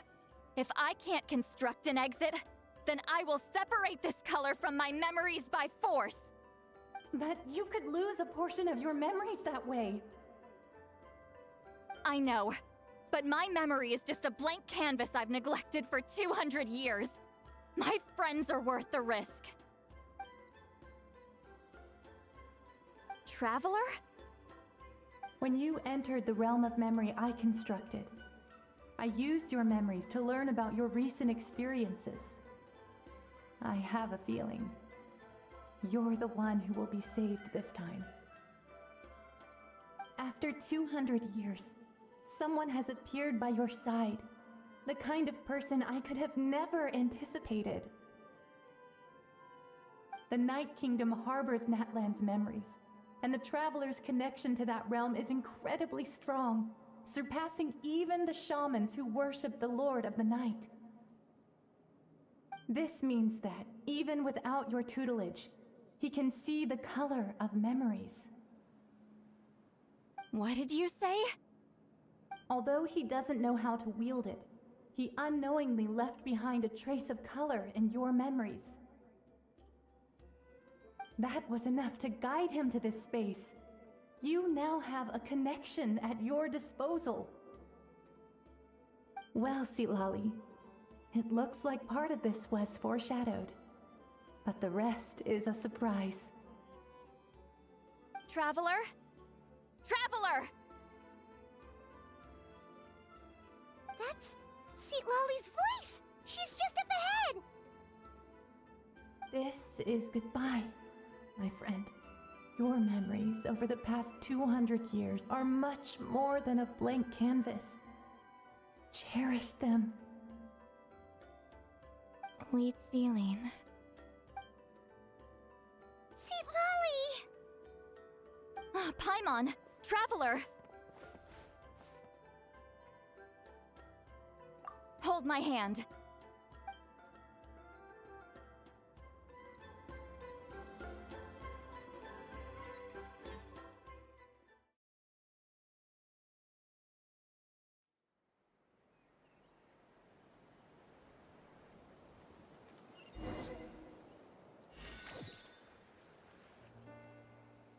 Did we teleport out? Man, that place was so... Whoa! We made it out just in time!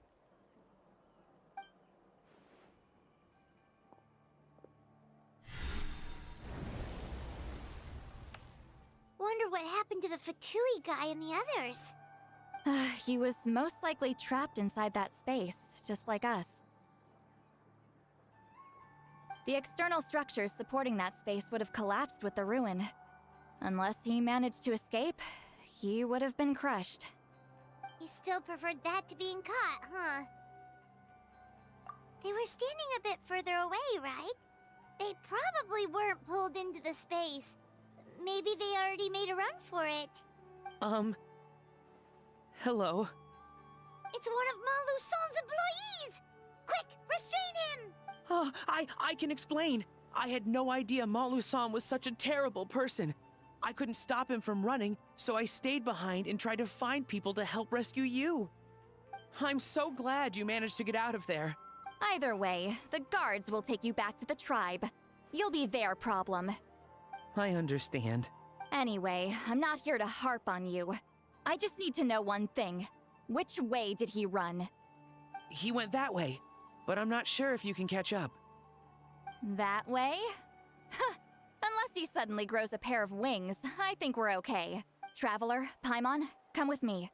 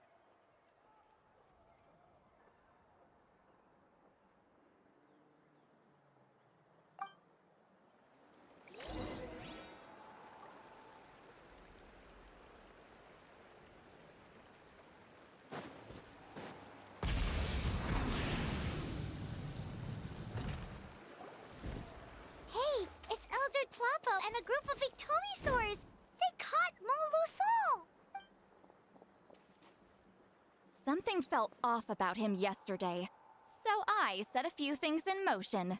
Looks like it's time for that foreshadowing to pay off. My bank balance? No! No! What's wrong with him? That's one of the tricks Claw uses to scare people. He makes people hallucinate the thing that scares them most. It's particularly effective on weak-minded people like him. Serves him right! I know, it was a lot to ask, making you come all the way out here during the day. Was that a declaration? Elder Tlapo didn't appoint us to a whole other task, did he? Forget about him for now. The Ectomisaurs will make sure Montluçon doesn't escape before the guards arrive. In the meantime, we have unfinished business, remember? Right, the special scroll. But the die is buried underneath a bunch of rubble now. Don't worry, Huitzilin's technique hasn't been lost at all. Come with me, I'll explain everything at my house. Oh, and Traveler? Everything you said about memory, I finally figured out my answer. I knew you'd want to tag along. Let's go.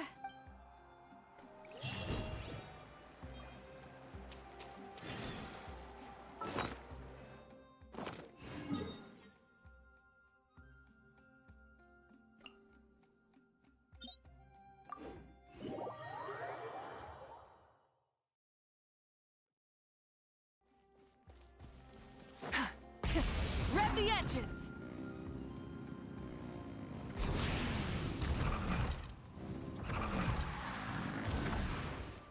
All right.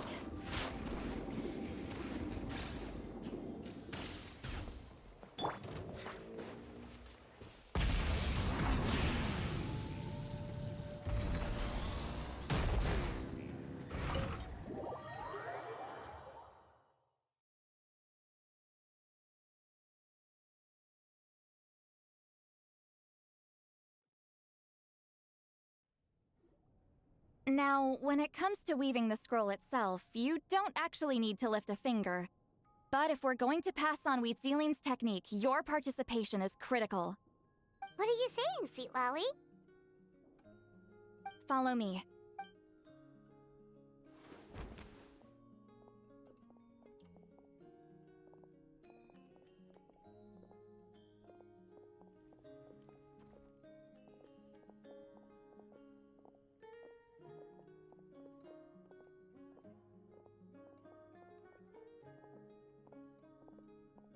Whoa, look at this place. Do you weave scrolls too? Scrolls. Scrolls? I thought you were going to show me your masterpiece. That I am, old friend. The technique I'm about to show you directly relates to woven scrolls. Fine. What is it? Something that can turn the tide of war or prevent a great disaster? You probably want to challenge me, right? I know you don't have the strength for a real fight, so I'll let you beat me with words. Old friend, my life is nearing its end. I'm afraid I don't have time for another match.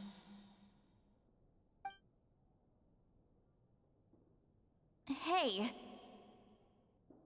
Don't worry. I trust in the belief of our tribe that death is not the end, but the beginning of a new existence in the Night Kingdom, where everything is made of memories. So, do you know why our ancestors insisted on using colorful, woven scrolls to record our history? Because history is the memory of a people. We give our scrolls an orange hue, so the dead can still feel the warmth of the setting sun. We decorate them with kernels of grain fruit, so the dead can still enjoy the abundance of our harvests. I know that, but something this important? Why entrust it to me and not one of your students? As your friend, I admit, I'm being a bit selfish. I don't have long, Citlali. Oh, I'm not sure I can truly explain my decision. But I know you will understand one day. For now, will you accept my final request? Just this once. I understand now, Wheatsealing. Just like you said I would. Claw, help me move this outside. I'm going to color it.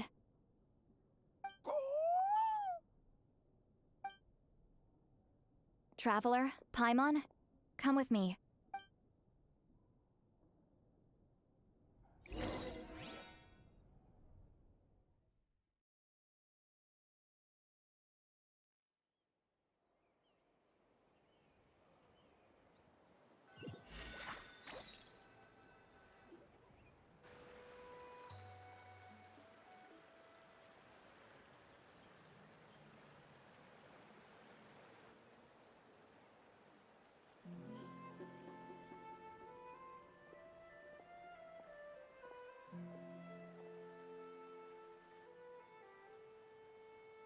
We are like birds, soaring through the horizons of time.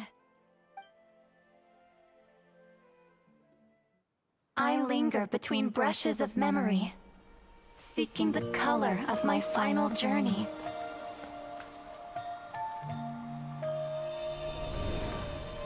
When I get there, may there be feathers to paint the sky, shades of rose.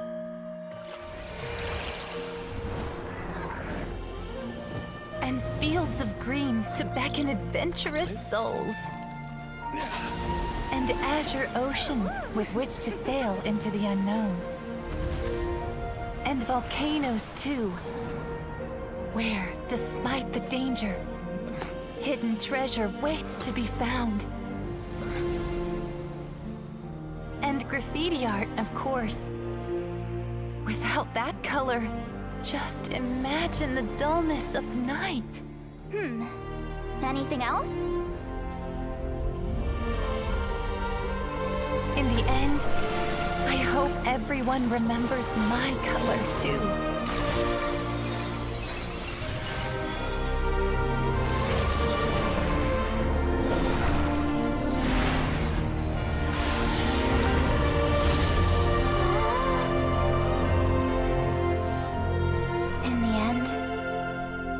Hope everyone remembers your color too. All in all, it was just a technique for coloring a scroll. The task I'm entrusting to you is much more than that. Farewell, my friend.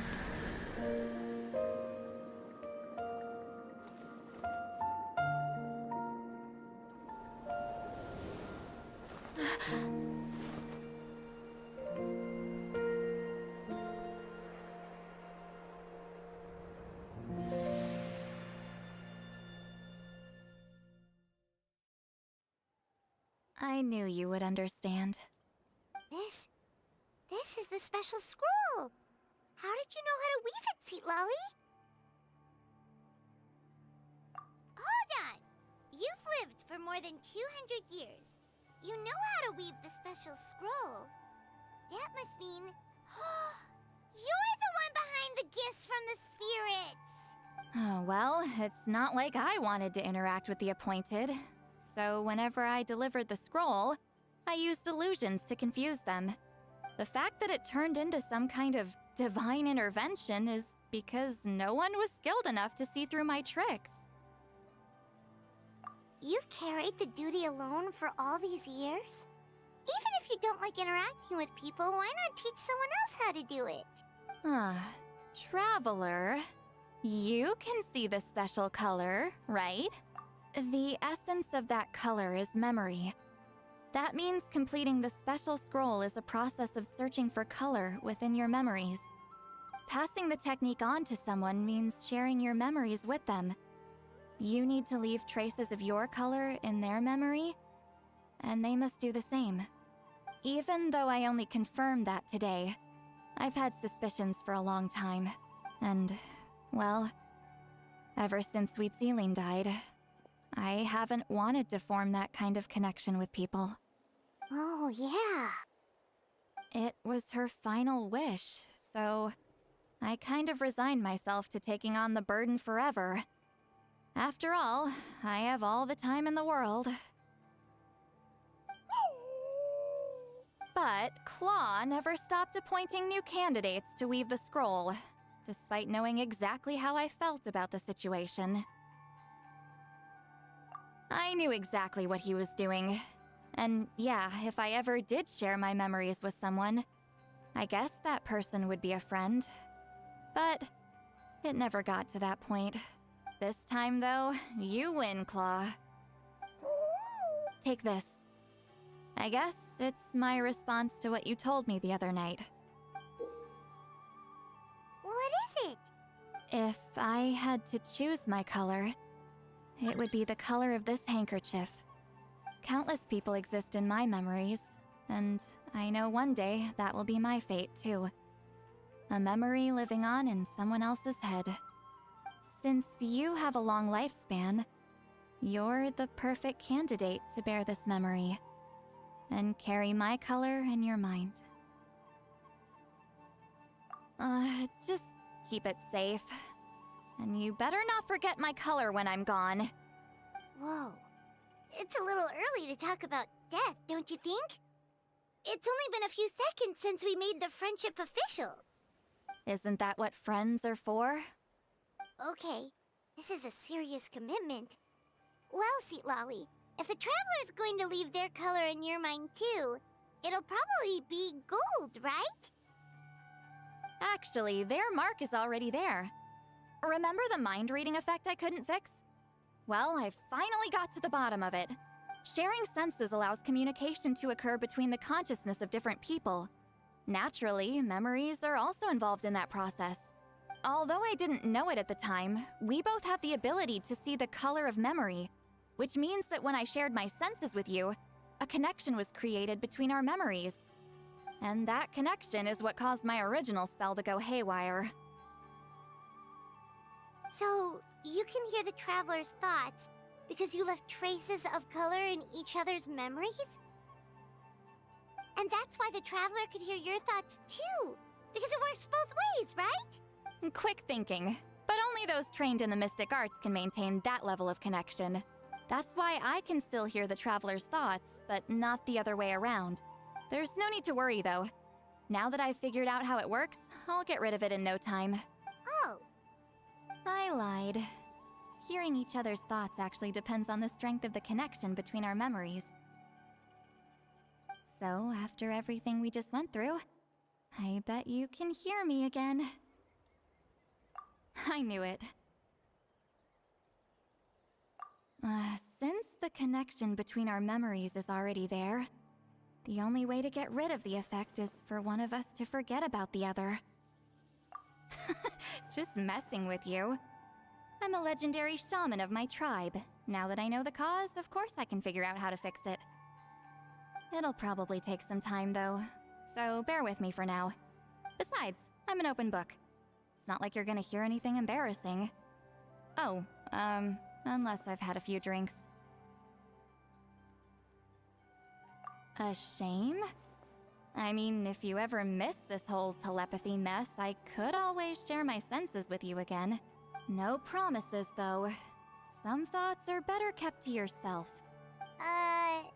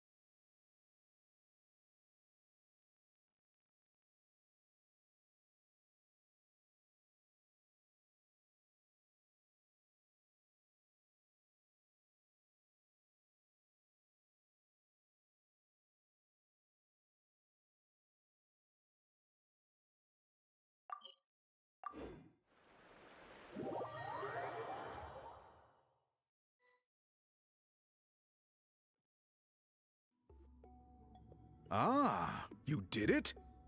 Your investigation into the Battle of Seven Colors must have been fruitful indeed. I do hope you share what you learned. Wow! The scroll is finished already! Elder Talapo's wisdom is never wrong. Yeah, we should explain. Take it away, Traveler.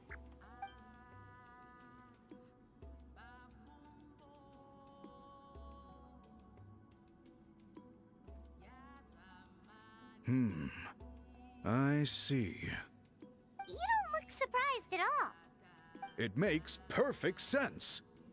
History is the memory of a people. If we want to depict it, a die derived from people's memories is, of course, the best choice. Now, it's just a matter of preserving this secret technique. From your description, it sounds like learning the technique requires the previous holder to share their memories. Well, yeah. In that case, I must work with our priests to reinvent the technique based on the principles you described.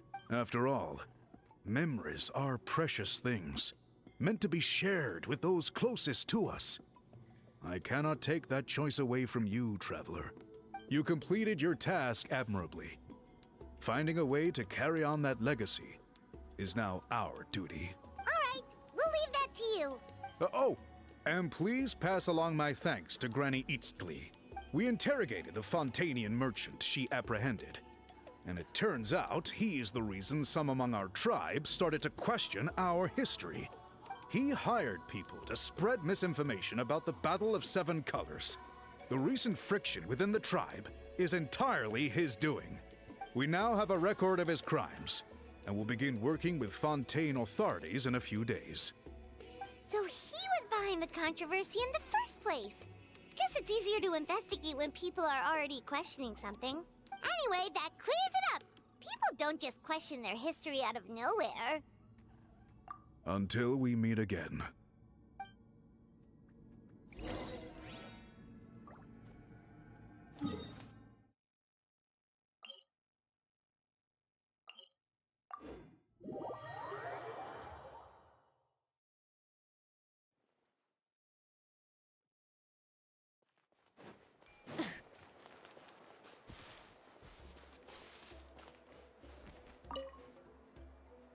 You told him everything, right? Yep, we left out the part about your contribution, but it kinda seemed like Chief Biram saw through us. You could have just said it was a gift from the spirits.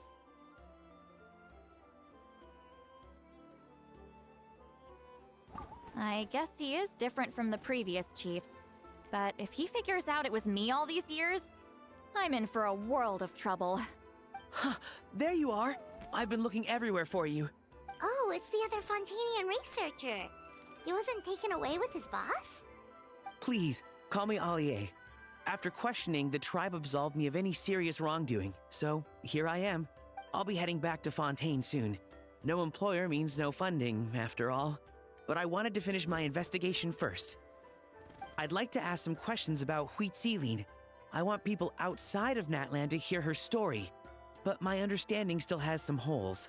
Questions? Huh! Why should I let an Outlander tell our stories? Don't misunderstand. I have no intention of twisting your history or using it to make a profit. It's just honest curiosity, I assure you. I believe amazing stories deserve to be shared with the world. Culture thrives through dialogue and exchange. All right, you can ask your questions, but be quick. I have important plans after this. Important plans? Oh, thank you very much.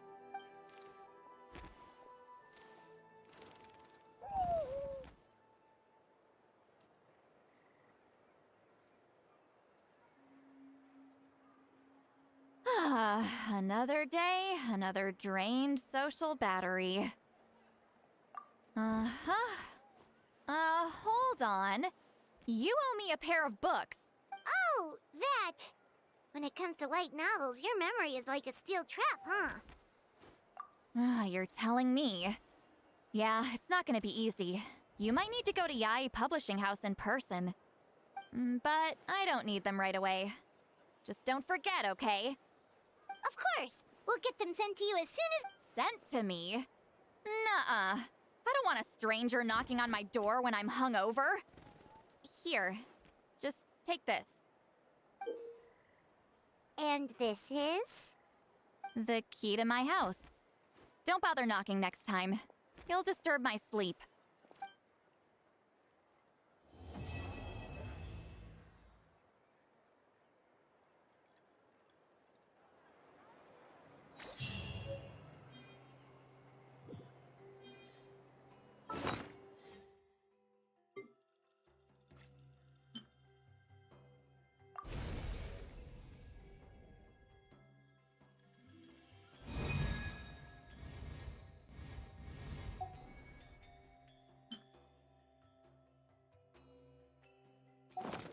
Many insects have a compulsion to follow the light.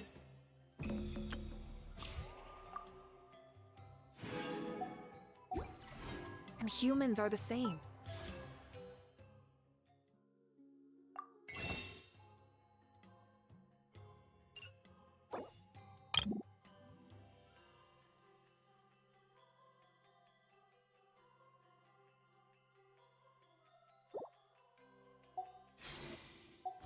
Except we call that light hope.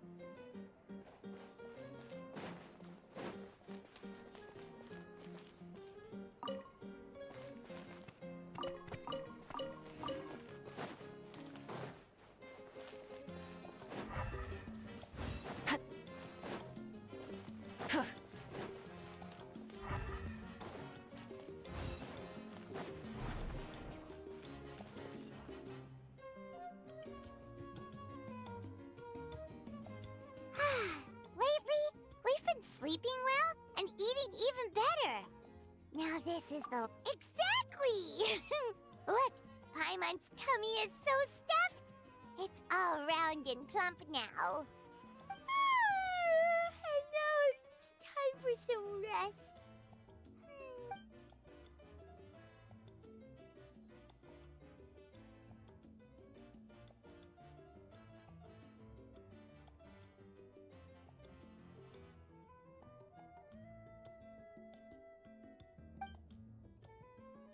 We've got trouble.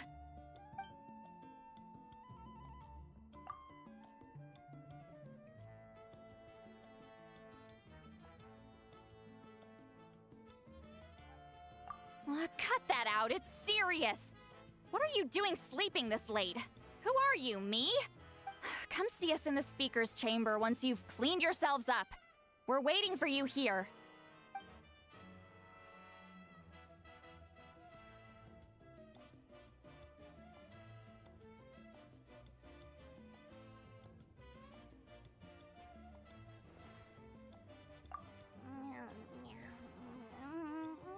No! Paimon's not done eating yet. Huh? Oh, good morning.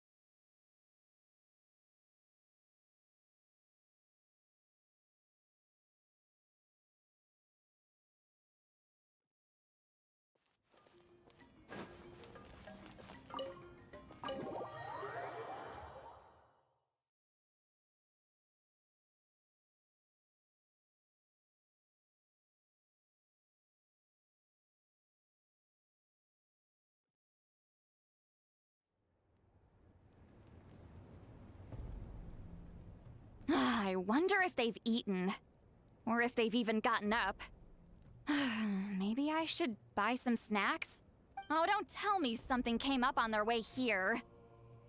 Relax. I'm sure they're fine. Ah, there they are. See? Just like I said. Mawika, see Lolly! We came running as soon as we got your message. Thank you for coming all this way. Here, have some water and catch your breath first. Well, you could certainly say that. I'll let Lolly explain. Strictly speaking, I'm just passing on something I heard as well. Basically, the Wyab passed a truly shocking piece of news to me through the smoke last night. You're aware that Mawika's not the first Pyro Archon, yes? On occasion, there were those who lived longer than an ordinary human. Not unlike my situation. But all in all, the title has changed hands many times. And now, the Wyab have sensed a special surge within the ley lines. A truly ancient soul is about to return to the mortal realm.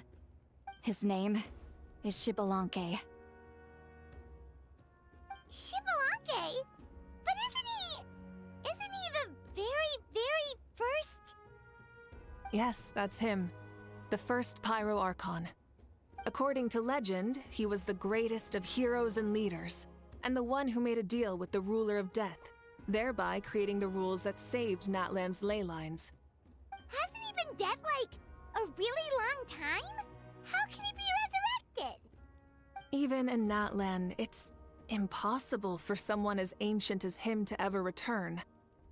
Still, nothing's off the table when Xbalanque is concerned. Hence why this really is something major. Let me be clear about this. I did not mishear, nor is the Wyab mistaken. We would never jest about something like this. Don't worry. Both the Traveler and I have complete faith in your abilities. Whose interpretation of the Wyab's will could we trust if not yours? Yeah, that's the one thing I'll never be modest about. But the fact I'm not wrong about this only further begs the question. Just why is Lord Xbalanque suddenly about to be resurrected now? As you can see, Citlali's even more concerned about this than I am. Still, it's understandable. Waiting to find out the whole truth must be torture for a great shaman who can only peep at the outcomes without knowing the causes. Mawika, I hope you'll approach this with a measure of caution. Depending on how things go, everything could change or nothing at all.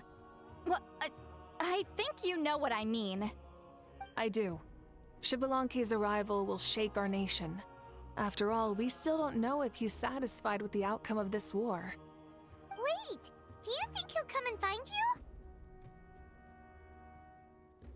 Huh! Well, you can't just up and say things like that. You scared me half to death. That's actually pretty likely. Think about it. People in the same line of work tend to have some similarities, right? Maybe all Pyro Archons share my disposition. I don't want to meet him. I haven't really mentally prepared myself yet for such a grand occasion. Anyway, my job was just to pass on the message and bring the Traveler over. Now that that's dealt with, you can discuss the pilgrimage. I'm done here. Wait! Where are you going, Citlali? Back to bed! You have no idea how much that scared me. I was up all night. Ugh. Can barely keep my eyes open. It's like I said before. Our cultural legacy shouldn't end with our triumph over our suffering. Instead, it'll burn brighter than ever. So, the pilgrimage of the return of the Sacred Flame has been given new meaning. We have chosen to turn it into a pure athletic competition, promoting fair play and encouraging the personal growth of contestants. And this grand tournament will begin soon. Ooh, that sounds awesome! Heroes are drawn to tournaments like this, and naturally, you're no exception. The news of Lord Xbalanque's impending resurrection may be a bombshell, but I believe that we should keep our focus on the pilgrimage. Huh. Okay. So, not in a hurry to find him, huh? That's right. I've already informed the tribes that we'll be hosting the next tournament right away. It'll help sweep away the shadows cast by the war. Preparing supplies, cleaning up and remodeling the competition venues, recruiting staff for logistics, moral support, and pre-tournament weather forecasting, all of that's been assigned. We need to make sure everything is completed well and on schedule first. Traveler, Paimon, you are our cherished friends and a part of our nation. I'd like to invite you to serve as special supervisors for this event.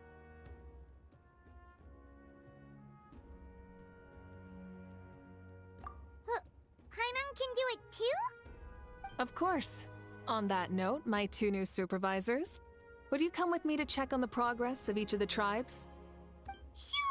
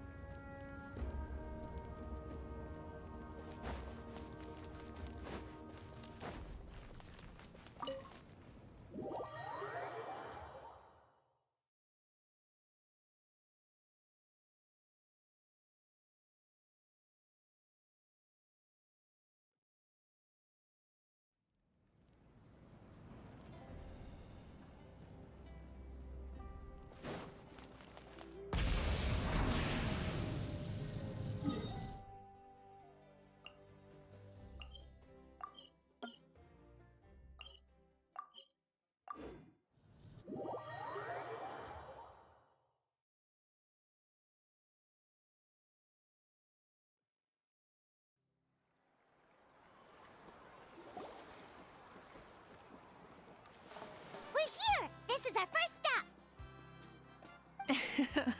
Looks like someone's in a good mood. Of course! Paimon's here as a special supervisor this time! It's only been a few days, but Paimon's back and cooler than ever!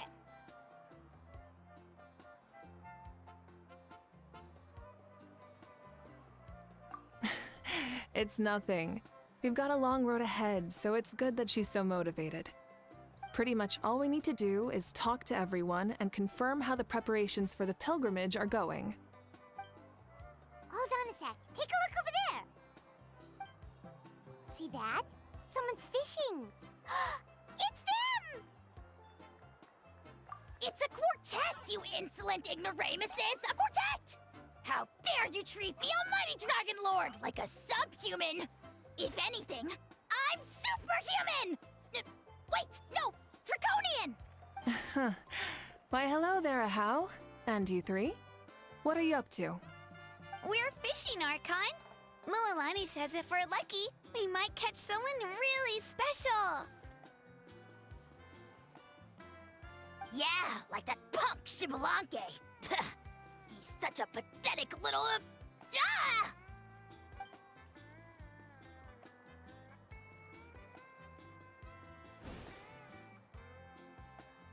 Lowly servant! How dare you beat up the almighty Dragon Lord for some ancient fogey that you only know by name? You'll pay for this! I'll start with some chili in your water skin. Ah, so you've heard about his impending return. Did Citlali mention that to you? Oh no! Why is Shibalanke coming back now? Did we screw something up? We couldn't have, right? But what else could have alarmed him so much? Wow, that sounds just like her.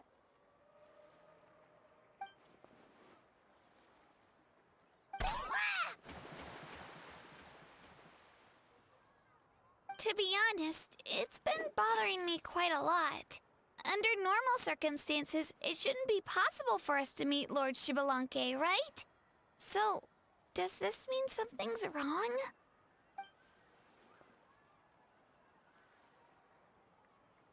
Hey, we've got a bite! Help! Help! Something's pulling on me! It's what's going to save your life. Are you having leg cramps? Help!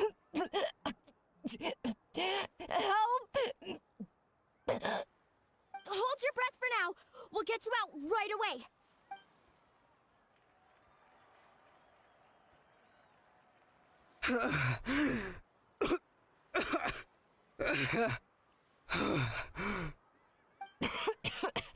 Thank you so much, everyone. Wait, why is her Archon here? Well, would you look at that? You actually caught some people after all. Thanks for your help.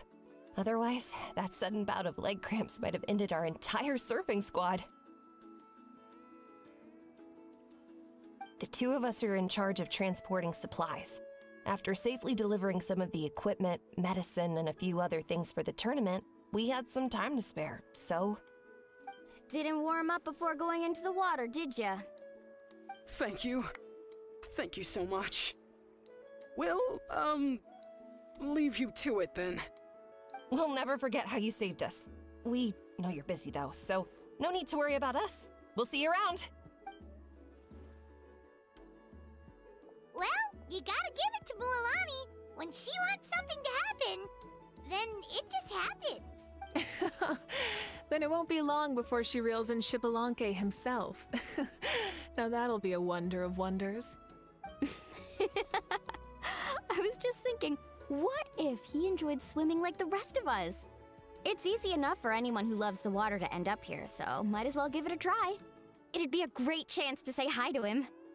I used some commemorative badges for the stadium as a special bait. He's never been to present-day Natland, so it'll all be new to him. I'm sure he'll be thrilled. And before you say anything, anything's possible. On the off chance this'll work, it's worth a try no matter how unlikely it is. Just like playing the lottery. Well, what about you then? Given your personality, isn't your continued presence a testament to the power of friendship too? Ha! She saw right through you, my foolish lackey. Silly, naive child. Now, witness the scorn of Kahula Hat! Ow!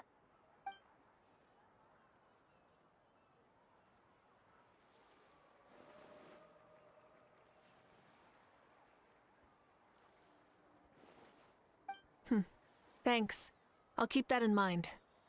But for now, what I need to do is check on the status of the preparations for the upcoming pilgrimage.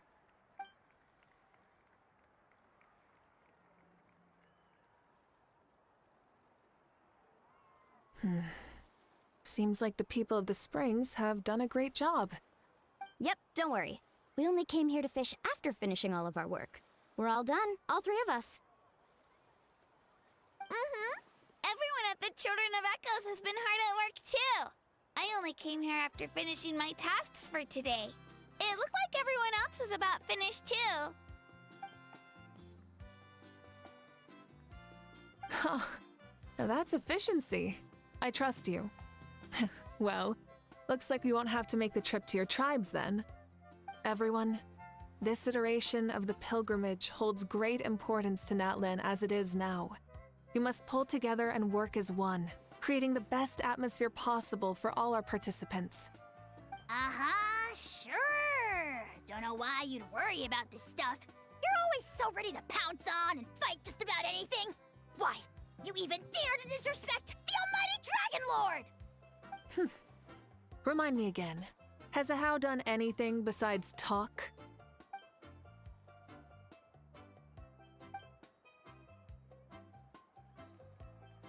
What are you doing to me, you son of a... hey! Let me go! It's always a party with those three. Seems like we can check off the people of the Springs.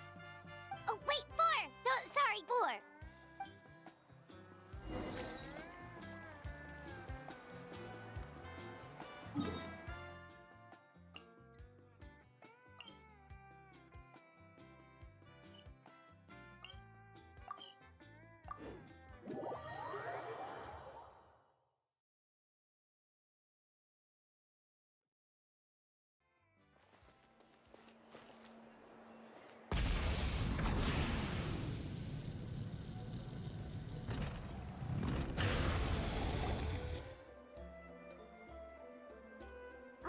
There she is, right over there. See, Lolly, didn't you say you were going to get some more sleep? Why are you still here? The chief came to me for help just now. Not like I can just ignore someone in need and go back to bed, now can I? What? You didn't tell him that you stayed up all night? I just told him about Xbalanque's imminent return, and told him to be prepared. There was no need to mention anything else. Right! You still got a reputation to maintain, huh? Can't have people thinking Granny Eatsley would lose sleep over something like this. Now you're making fun of me too, huh? So even children are ridiculing me now. This cannot stand. And you! Do you also think I'm just trying to keep up appearances? And you too! What about you, Mawika? No, of course not. Relax, Seatlolly. Xbalanque was no ordinary person. He loved this land as much as we do and managed to forge a miracle through the Ruler of Death. I don't think he'll give us too hard a time. If that's what even the two of you think, then my worrying seems even more unnecessary. All right, I get it. That's just the kind of paranoid old hag I am. That means I can go get some shut-eye then. You can take a look around yourselves. And if you need any help, feel free to go find the chief. Or Auroron. The chief should be overseeing the preparation of the woven scrolls required for the tournament right about now. And as for Auroron, I believe he said he was going to do some handicrafts at the valley entrance. Come on, you're making it sound like it's my first time here. Rest well and stop worrying so much. We'll discuss the tournament with Auroron. All right then. Good night, everyone. And don't go thinking that Granny Eatsley doesn't like hanging out with you just because she's not around all the time.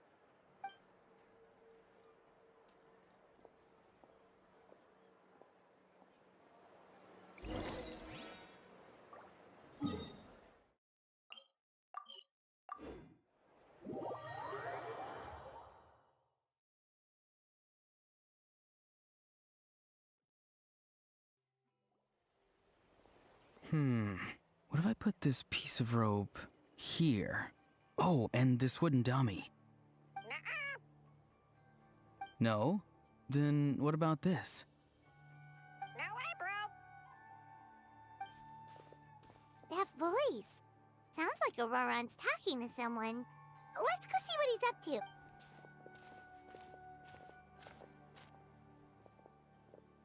What you up to, Auroron? Oh, hello. Oh dear, oh dear. A bird? No, a juvenile Cucosaurus. This one looks a little different from the others, though. Yeah, a very special look indeed. The heck are you on about? Whoa, he's quick on his feet. That retort was instant. For real now? Do you even hear yourself, bro? Did Paimon just say something wrong? Oh wow, no way, bro. What the heck? Don't worry about him. He's just... how should I describe him? No, he's an assistant at Aoife's clinic, and one of my friends. His name is Kakuku. The heck are you on about? Is that not his name? Oh wow, no way, bro. Yeah, that's what he does. Those are all Aoife's catchphrases, so Kakuku picked them up after hearing them day after day. The last time I delivered some vegetables to the people of the springs, I ran into Ahau, who was there for a soak in the hot springs. Ahau and Kakuku were stuck in an endless back-and-forth argument. Eventually, Ahau got really agitated and just started immediately shouting, "No, you!" no matter what Kakuku said. How unbelievably childish. No less than I'd expect of a How. Even I have rarely witnessed things like that. They went on like that for an entire afternoon. Wait, how do you know that? Did you stay and listen to them the whole time? Yeah, I did. It was so dumb I couldn't look away. Anyway, I'm here because I'm trying to capture Xbalanque. Capture, huh? Wild choice of words. Then how about hunting for Xbalanque? Sorry, you're trying to do what now? We've never seen someone so ancient come back to life before, right? So I wanted to see if I could intercept him. See, this is the trap that I made. I've used it before. It's quite good at catching wild animals. Don't worry though. I've already told everyone that there's a trap here, so they won't get too close. See, I've even made a notice board.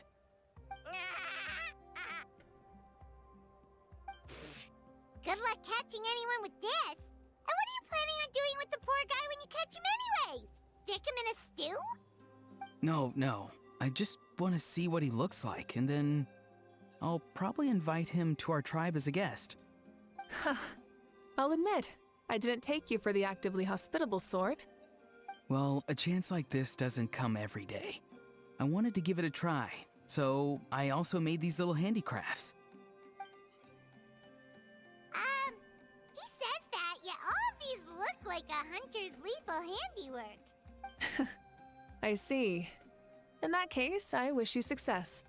If you do manage to catch a wild Xbalanque, please, let me know. I'd love to come and watch the fun. Hey, not you too! If the real Xbalanque does show up, a trap like that won't hurt him. We all have faith in him. After all, he was the first Archon of this land. That's right. That's also why I stuffed several layers of cushions and hay in there. If he really triggers the trap, he can just sprawl out and take a nap. For real now? Do you even hear yourself, bro? Bro, stop! You're driving Paimon insane over here! Oh wow, no way, bro. Well, if you got time for this, then you finished prepping for the tournament, right? You took the words right out of my mouth, Paimon. Ah, so that's it. Sorry, I didn't know that's what you wanted to ask about. We, Masters of the Nightwind, are broadly responsible for the woven scrolls and mental support. I have expertise in exactly neither of those, so I joined the logistics team. I provided some amazing supplies. The others even praised me for the quality of my produce and even asked me about how to grow such great fruits and vegetables. I was very happy. You've gotten quite good at dealing with people. Yes, I think I've rediscovered a bit of that feeling I had in my childhood. Seems like things here are going smoothly. In that case, we'll check on how things are going elsewhere. See you later. Bye, Auroron! Good luck with the... capturing Xbalanque. See you later! So he also knows how to say goodbye. See you later then, bros. Huh? All right. See you later, my bros.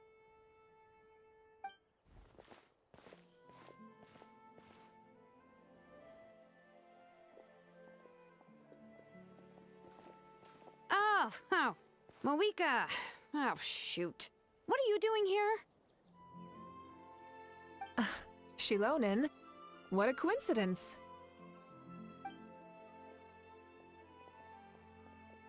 Oh, hey there, Shilonen. Did you come here for work?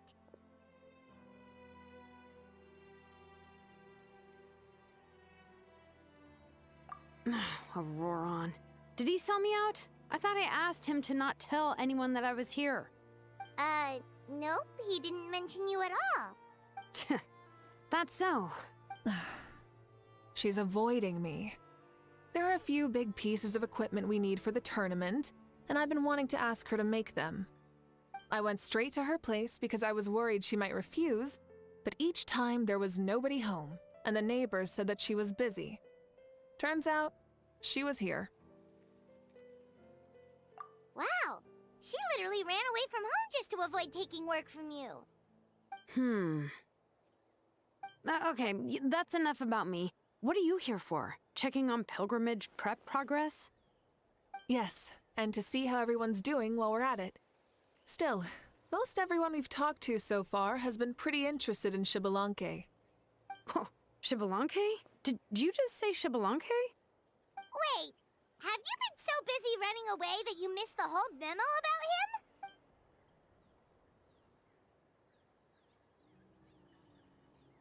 Yeah, I'm still trying to wrap my head around it, but if that's what Sealali said, then it has to be true.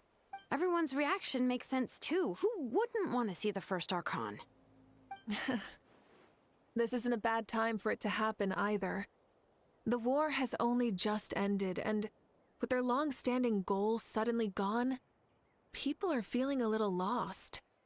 I met a warrior from the People of the Springs near the Speaker's Chamber a few days ago. He spent the entire afternoon pacing around the area. I asked if anything was bothering him, and he said that he used to train for battle every afternoon. But now that the crisis is resolved, he doesn't know what to do with himself. Paimon can definitely see that. It's tough when what you've been doing all along suddenly stops being necessary. That's why you want to hold the pilgrimage again, right? To help everyone find a new goal? That's right. We will have competition take the place of ceaseless battle. It'll give us an outlet for our pent-up energy and offer a reward for the blood and sweat we've put into improving and growing. That's the meaning of the pilgrimage of the return of the Sacred Flame today and in the future. Yeah, sounds pretty good to me. I am starting to like this new pilgrimage already. But, how do you feel, Moeka? About Xbalanque, you mean? It's okay, I guess. Shouldn't you be, a little more nervous? He's our nation's progenitor. You sure he's not coming to just supervise your work? You sound like someone who's finally gotten the chance to strike back after years of oppression. Hey, don't put it like that. All right, maybe a little. It's not every day that someone who could bring you down a notch shows up. I knew that's what you'd think. Don't worry. If the real Xbalanque does make an appearance, then, naturally, I have my ways to meet him. Really? How? No spoilers just yet. Take a guess. Wait, you have a playful side too? Of course she does. This whole glorious righteous leader thing is just one facet of her. and it's the side of her you've seen the most so far. But tragically, this is how my longtime companions think of me. Shilonen's always saying how awful I am. hey, don't just put words into my mouth like that. I've only ever said that you can be quite terrible sometimes. Sure, whatever you say. Come on, Traveler, Paimon. Let's head to our next stop. Oh, and Shilonen, now that you've been busted, be sure to stop by my office and pick up the documents I left for you. I wrote down everything you need to do for the tournament. Good night. And she's fallen asleep just like that. Well, she's gotta wake up eventually. Let's go. Good night, Shilonen. And sleep well.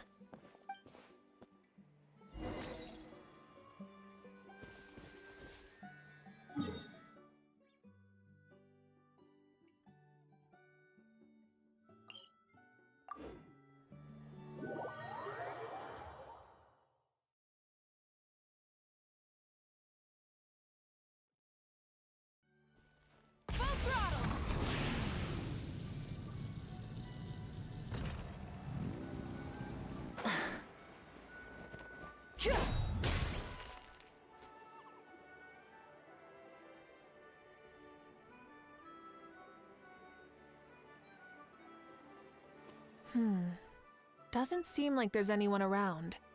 They're probably all out and about. Does that mean the preparations are going smoothly? Of course, without a doubt. I'll be honest, I'm more concerned about how everyone's doing than how the preparations are coming along. The amount of rest they get will directly impact their tournament performance. It's my hope that everyone is eating and sleeping well, so they can enter the stadium full of anticipation. What are you guys doing here? Oh, it's Cheska! It's been a while. How have you been? Great! Things have been good on my end, too. How about you? Same old, same old. Back to the grind. Flying around to break up fights when they break out. Taking walks with my family when I'm free. You know, the usual. That said, I haven't had much work to do lately. I take it that means there haven't been many fights? Yeah, the war just ended, and the bonds between people have grown a lot stronger in the process. Hard to start fights like that. I don't mind, though. More time for me to zone out. I just sit at a lookout point and tend to my weapons. The fresh air is also great for my mood. Sounds like you've been doing well, then. What are you talking about? You should know the ups and downs I've been through better than anyone. So, how have preparations been going here at the Flower Feather Clan? Ah, so that's why you're here. In that case, I'll take you someplace where you can see the situation clearly. Follow me.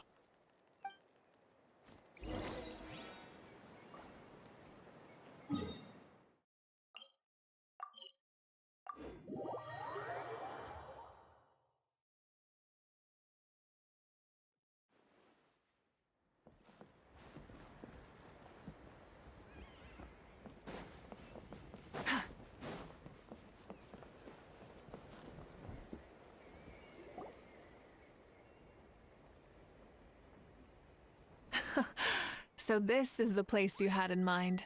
Quite the view. Yeah. You can see our whole camp from up here. We trained like this back when we were fighting against the Abyss, too. You can see people talking and laughing, some holding boxes, others pushing carts. Even some who are using some kind of special equipment to scan the skies. It's you, Pyro Archon! And the heroes of Natlan, too! Ah, shucks. Heroes of Natland?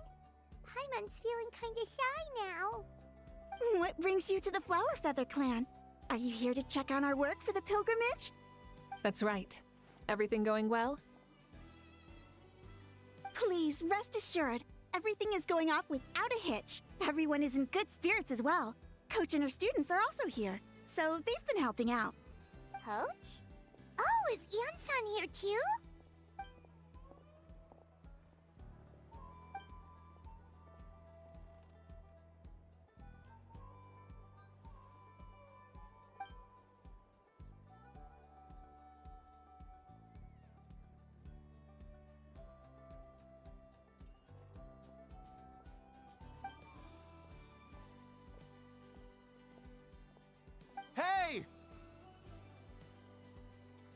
He's rest completely and totally assured that with us here, we'll get all the tasks done on time, no problem, and no questions asked. Whoa, they're all so reliable. Like coach like student, huh, Yeon-san?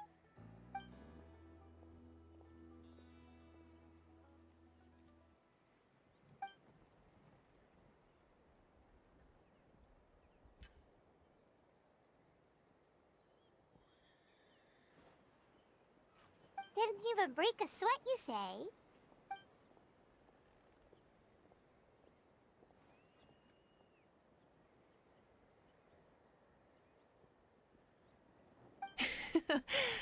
Especially not compared to the toughest coach in all Natlan. And that's why they call you tough. I respect it, though. I doubt I can think of anything that you can't do. Paimon agrees! In fact, after staying in Natlan for so long, even we've begun to feel like there's nothing we can't do. So you think it's something about this place?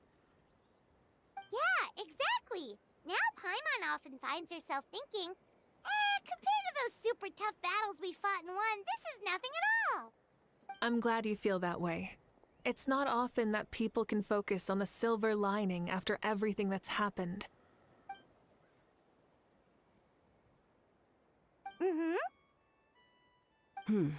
The wind is rising. I think I hear something on the air. I'll head out on patrol. Have a nice chat, and just let me know if you need anything.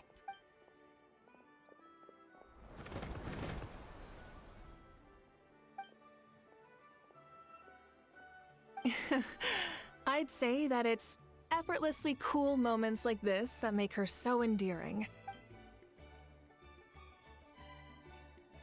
We've already checked up on each of the tribe's progress, and everything is going smoothly. Well, we didn't quite get around to the Children of Echoes, but from what Kachina says and seeing how Shilonen's doing, it seems they're fine. No need to check up on them. So, that's it for the day. The only thing left to do for the next couple of days is persuade Shilonen to finish her part of the work.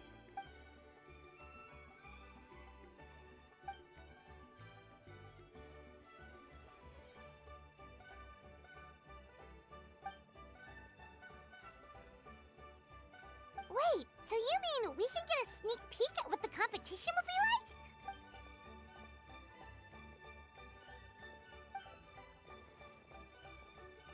Say no more, or my hair might spontaneously combust. Come on, just show us the course already.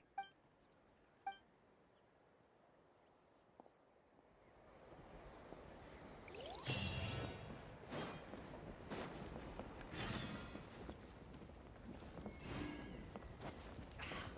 only I could balance the numbers.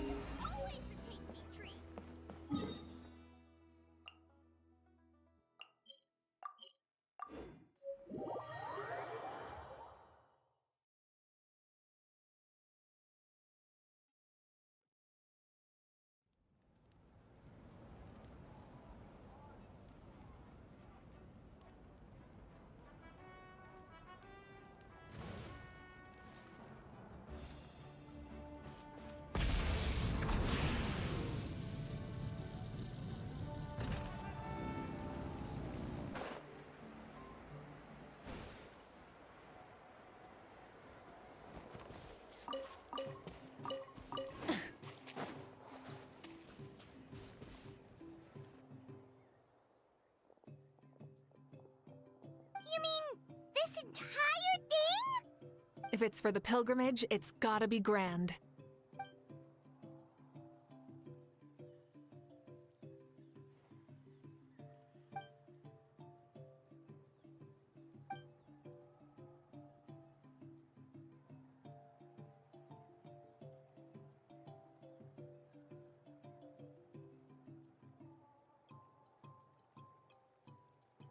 Yup, this round counts as a knockout round.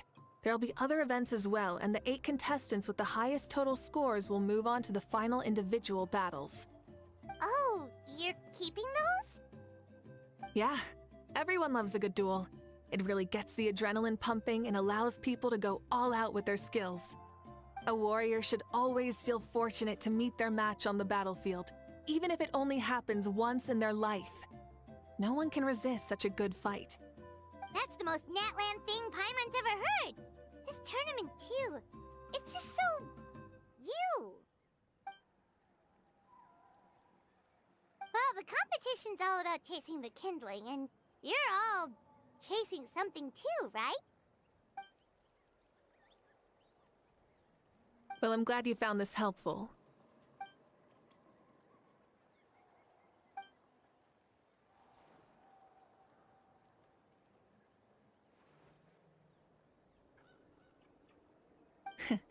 No problem. I'll go get ready.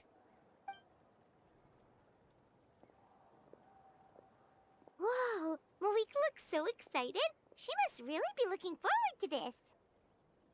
Do you think that she seems a little bit different after the war and all? Like, you know, maybe in her sense of playfulness? She seems less serious than before. More willing to just loosen up and have fun. Whoa, you heard too? So, Paimon's right, right?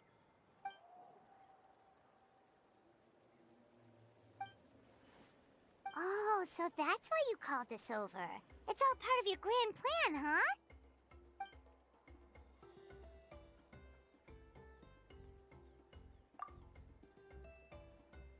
Wait, Coach, what about Paimon? Does she not even get to be a substitute?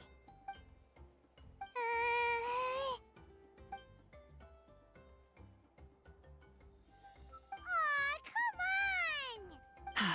I'm ready.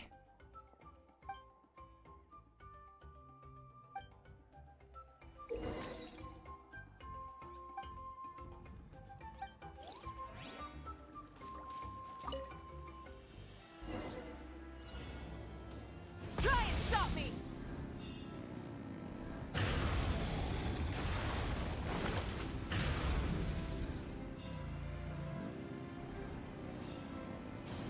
Live commentary, huh? Very nice.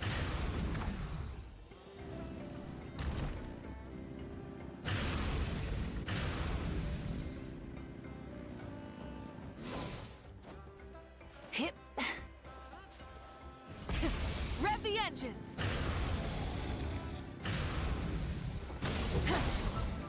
It's a piece of cake. Huh? Did you hear that? Ah! Enemies incoming! Be careful!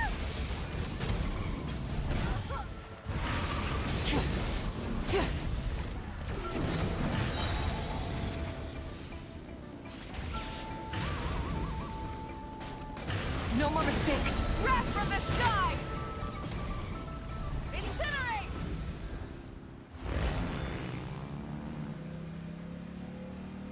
I gotta say, this is pretty interesting. Come on! You said you wanted to challenge people, so let them rise to the challenge!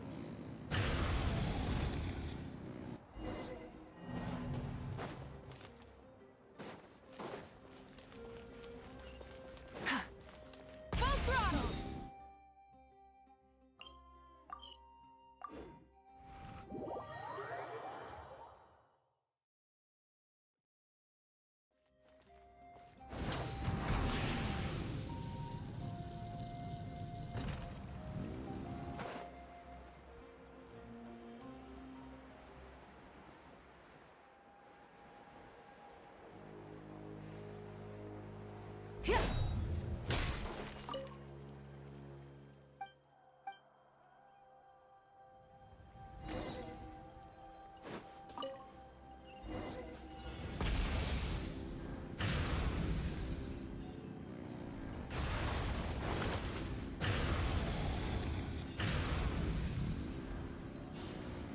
Live commentary, huh? Very nice.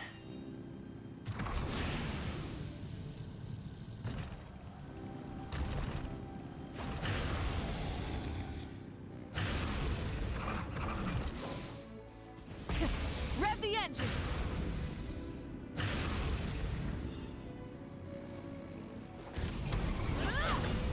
It's a piece of cake.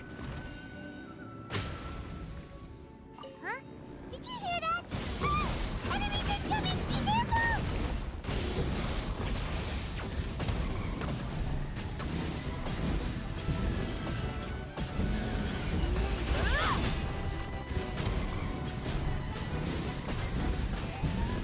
No more mistakes.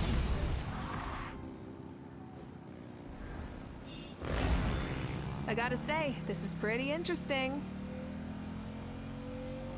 Come on! You said you wanted to challenge people, so let them rise to the challenge!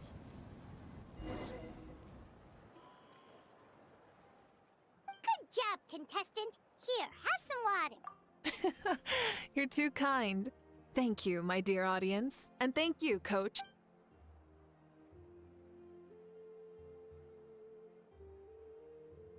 Maybe it can't detect anyone under a certain height.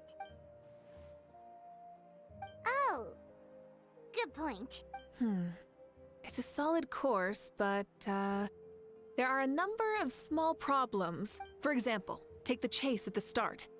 I feel like it's too short to separate the best from the rest.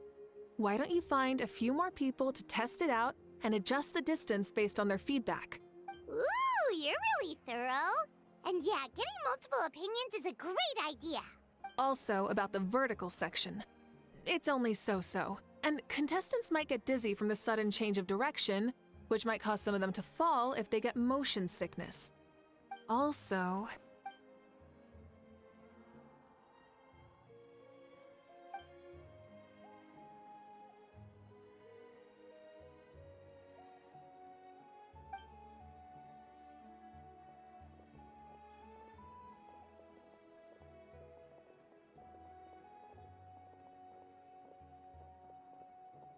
A ball launcher? It's been a long time since I saw gear like this. This game can be played by 2, 3, or 4 people, and it's a fun one.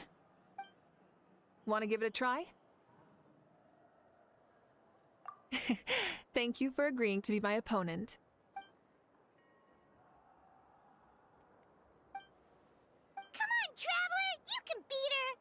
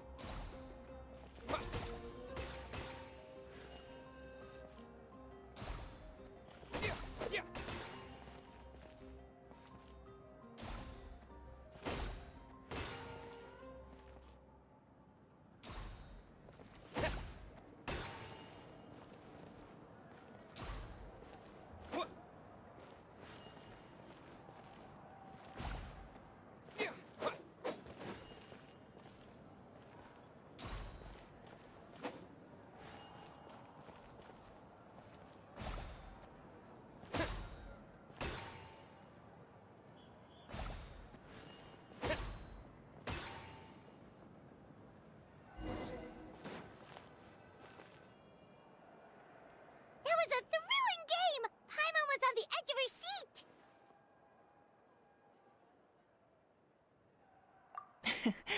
You played well. We can play a few more rounds when we have the time.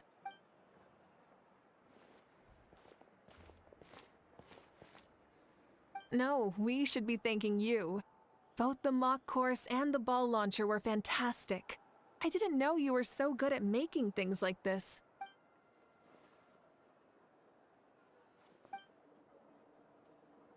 Oh, looks like I also have you to thank for her negative views about me. How much would you say you contributed? 30%?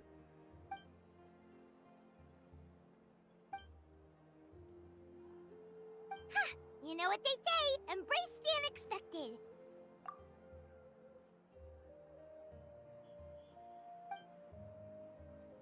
Bye, see you soon!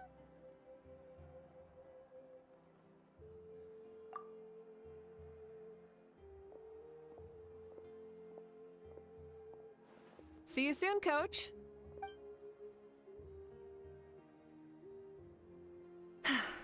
It's not every day I get to call Yansan that.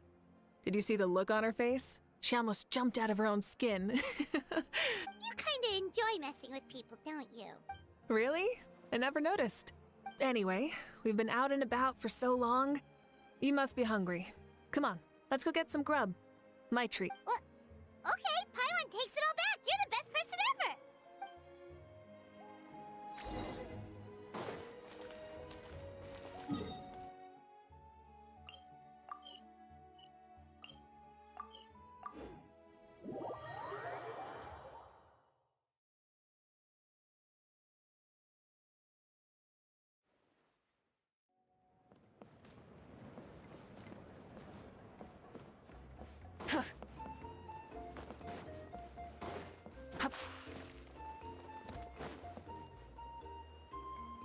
Hey there, boss. I'm here with some guests.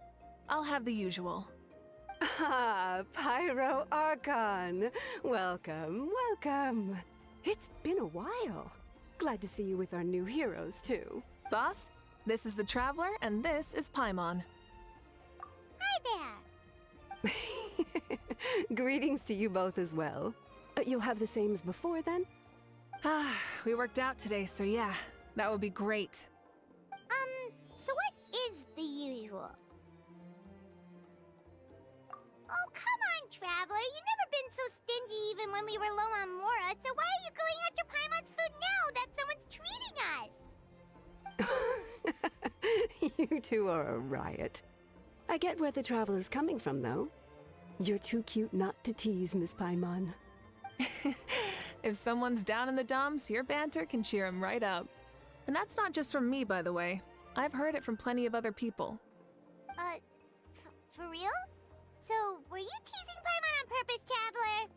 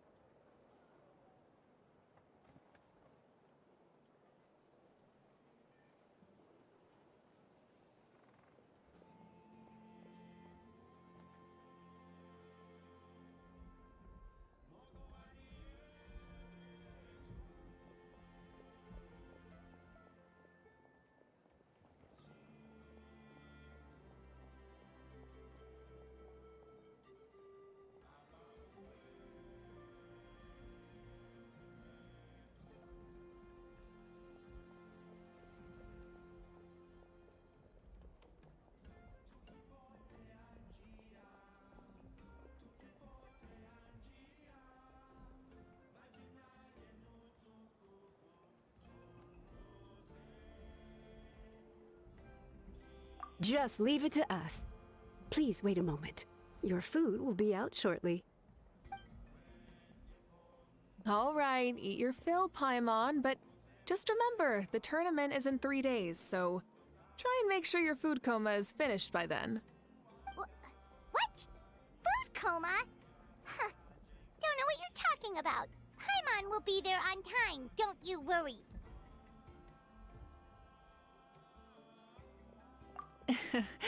Don't worry, in the event that you do oversleep a bit, I have my ways of waking you up. Really? You do?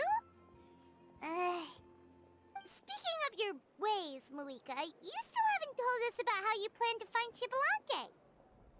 Oh, that? It's actually quite simple. Xbalanque is a native of Natlan. The records speak of him as a wise, brave, and upright man, and refer to him as the first son. People like that tend to be like me, passionate about competition. The more they disdain dishonest ways of winning, the more they'll celebrate a fair victory.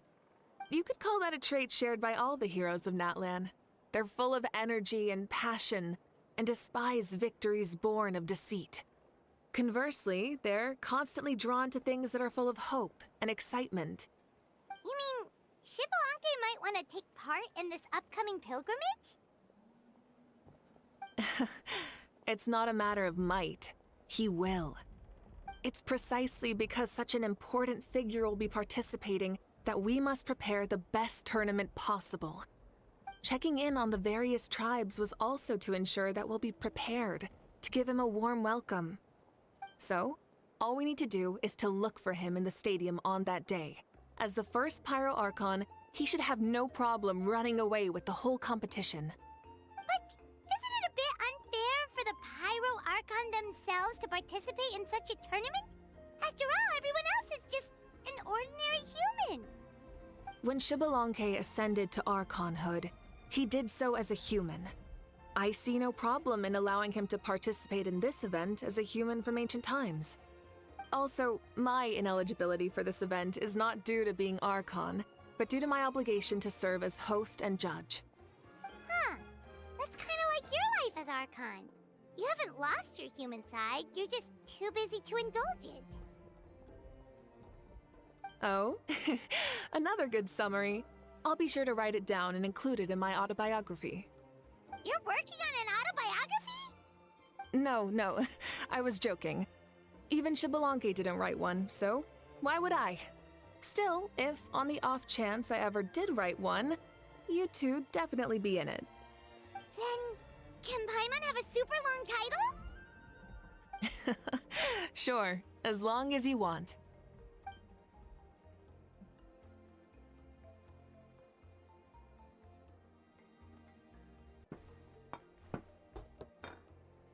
So many dishes and such huge portions, too! Paimon spies mountains of meat as well! Wowee! You know this is just a normal breakfast, right? Wait, what? Our Archons always had a healthy appetite. Please enjoy the food while it's still hot. Food never tastes as good once it gets cold.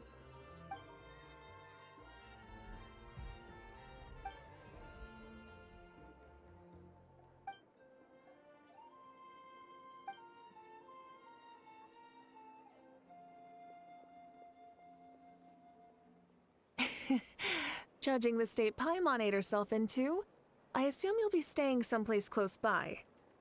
Is that okay? Actually, since it's so beautiful around here, we were planning to stay in the area for a few more days anyway. See this? Of course you can. I'll go arrange some accommodations for you then.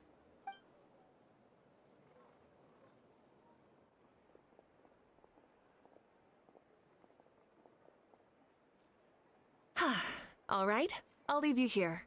Have a good rest. All right, good night! How do you feel? Want another drink? Then how about some dessert? Paimon still wants something sweet. Why are you looking at Paimon like that? There's always room for dessert.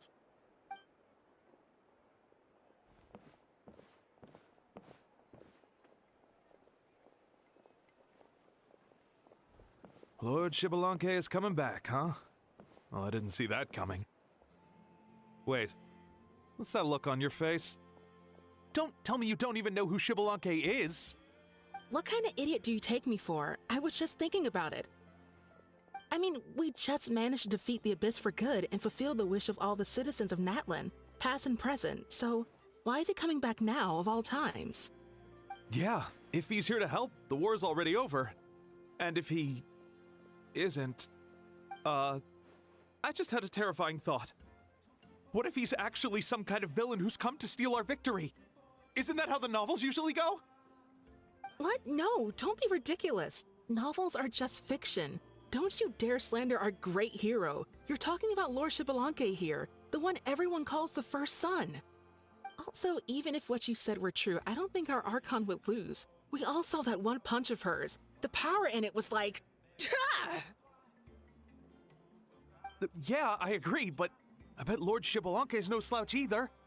Say, if they fought, who do you think would win? Well, you got me there. Well, as someone living in this age, I've got to vote for our Archon, right? Live in the now, seize the day, and all that.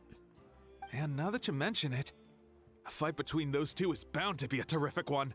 Huh, what I wouldn't give to watch. All right, enough with that nonsense. It's already super late. If we keep hyping ourselves up, neither of us are going to get any sleep tonight.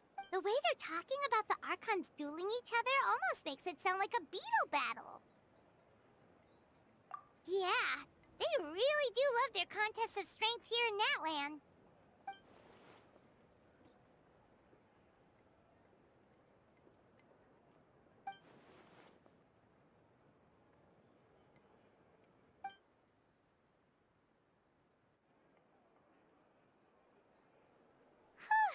Alright, Paimon's done eating. Let's head back and get some sleep.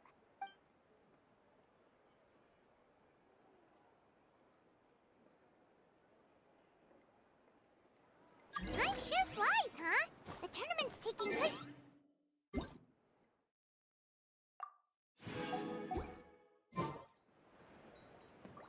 Full throttle!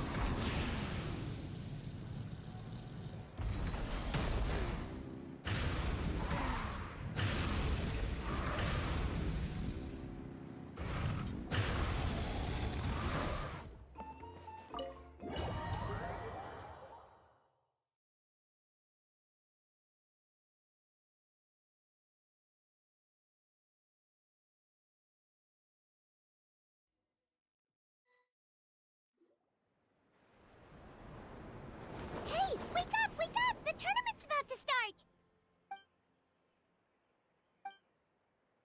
Oh no, we've overslept!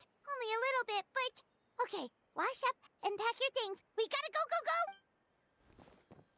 Ah! Paimon can't believe it! Moeka totally called it! How could we have been so careless? Is this what people mean when they say you get so excited before a trip that you struggled to sleep the night before only to miss setting out the next day?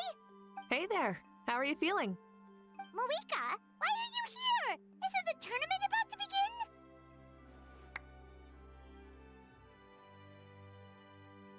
Yeah, we're about to start. I'm here to pick you up. Put on your helmets and get on the bike. Huh? Can we make it in time?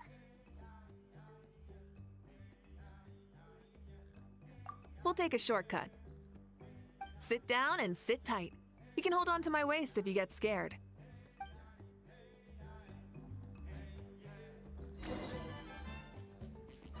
Try and stop me! We're speeding, right? We have to be speeding! Oh, come on! If this counts as speeding, Mualani would have been arrested a long time ago. Paimon's entrusted her life to you for so long, but only today has she realized just how unhinged the two of you are!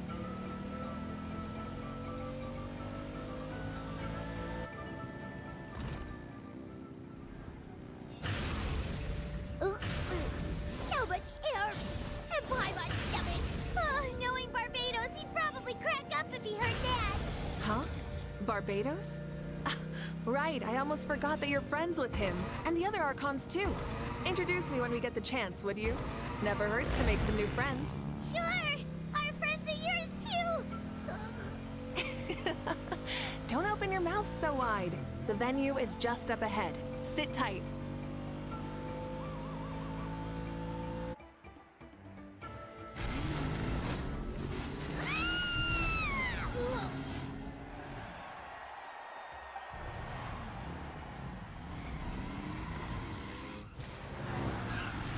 Woohoo! And safe! Just in time, too. We won the bet! We won the bet! That's right. Pay up a how. Yeah! Pay up a how! Darn it! How do you like that? A short Flame Strider show to start us off, and to introduce and welcome Natlan's great friend, Tumaini. Sure pulled off that stunt pretty neatly. How can you call that a stunt? Wait, what do you mean, pulled it off? That wasn't supposed to be part of the show? Everyone, welcome back to the pilgrimage of the return of the Sacred Flame. Once more, I will say a few words before we begin. Bored? Heard it all before? Not to worry. We're doing things differently from now on. The Abyss no longer threatens us day and night as it once did. My comrades, my friends, thank you for your hard work and sacrifice. We have achieved a lasting victory. A new day has dawned on Natlan. Yeah, all right! From now on, the pilgrimage will no longer serve as the prelude to a war waged to defend our land. However, many aspects of it will remain the same.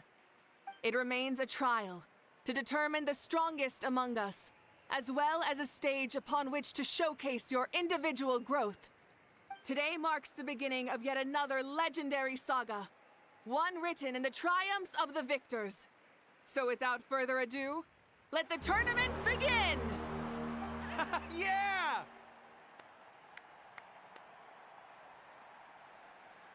Heck yeah! Who's gonna be the new champion? Now then, you two. You'll be the mobile supervisors, moving with the contestants as they progress, and making sure that everything is proceeding fairly and in good order. Leave it to us! We're the best adventurer and travel guide duo you'll ever meet! Oh, and one more thing. I believe I've mentioned this already, but if you find any leads on Lord Xbalanque, please pass them on to me. Thanks. I'm counting on you. Let's go check on everyone and see if we can find any leads on Xbalanque before things kick off.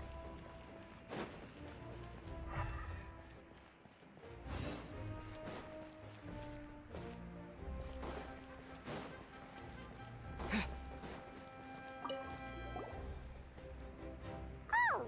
Hi there, Eon-san! Are you gonna participate in the tournament? That's fair. Can we ask you something then? You know about Lord Xbalanque's resurrection, right? Have you seen anyone with that kind of aura over here?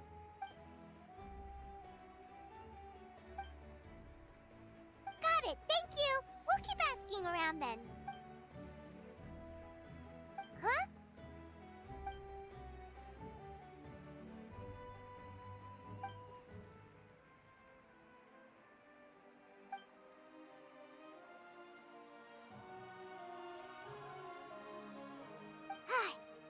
Thank you, Coach. Paimon feels like even her blood is boiling.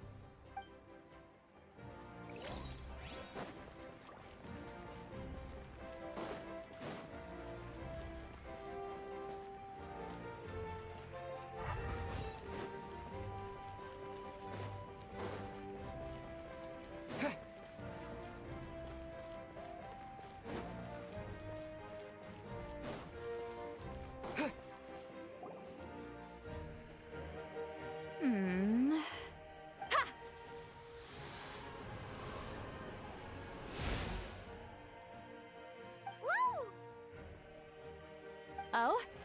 Well, hey there, Traveler and Paimon. What brings you here? You... I'm not buying what you're selling. The Traveler means it! Still, Paimon didn't think you'd be taking part, Sweet Lolly. Given who you are, you sure it isn't against the rules? Though not a violation per se, what it will be is an unpleasant surprise for the youngsters. Normally I stay out of this kind of event. Don't want to put too much pressure on everyone else. But we're celebrating the end of the war here, so I'll give the occasion the respect it deserves. Good luck then! Make sure you show off your super majestic side, alright? Well, aren't you the sweet talker today? Too much syrup on your pancakes this morning? Anyway, thank you both. I'll remember your words of encouragement and do my best. So, what was that? Thing all about? Some kind of strange ritual? Of course not. I was using my power to search for Lord Xbalanque. To be more precise, I was trying to look for him in the world of souls. After all, I also have no idea what he might look like. Still, nothing so far. But why? He is the first Pyro Archon after all. Isn't it a given that he'll be revived with an unimaginably large amount of power? Yeah, we don't have any leads yet. We'll check for leads somewhere else. Good luck, Granny, and take care. Be on your way now. Oh, and take care of yourselves too. Granny Eatsley will display her dashing self on the competition grounds soon enough.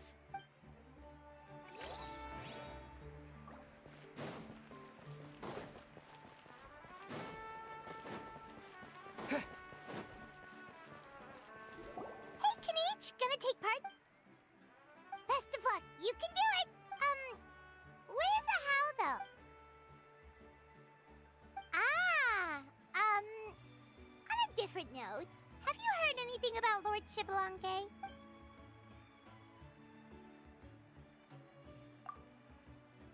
You're reliable as always, Kinich. We should go check with the others now, so we'll see you later. Good luck, and make sure you don't get injured.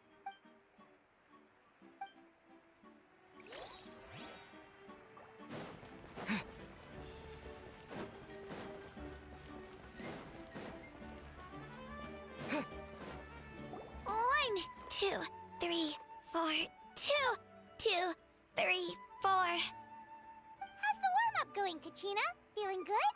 Oh, hey you two. Yeah, I'm feeling great. Ready to get out there and show 'em who's boss.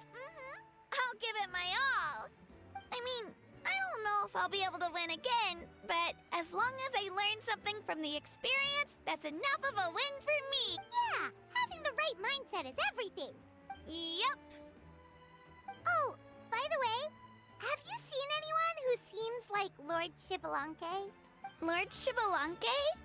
I don't think so. A powerful figure like him is sure to attract attention wherever he goes.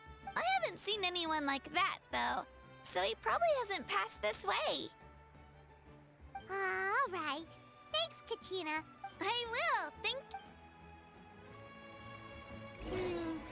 Seems like we still haven't found any useful clues. Maybe we should just go back and check in with Moeka.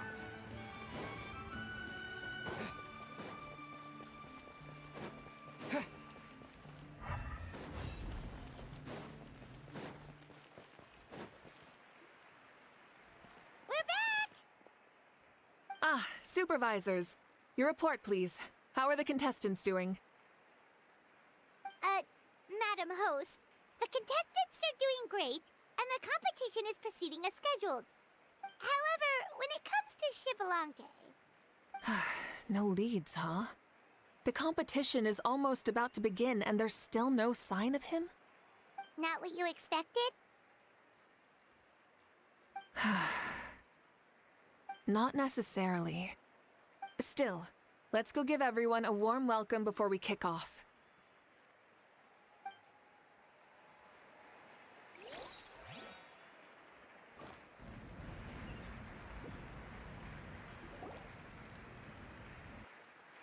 I believe we're all warmed up. Now, take your positions. This iteration of the pilgrimage is the perfect chance for us to bid farewell to the past. Now go forth and soar. Faster, higher, stronger. Become a better version of yourself. Remember what brought you here and keep pushing forward.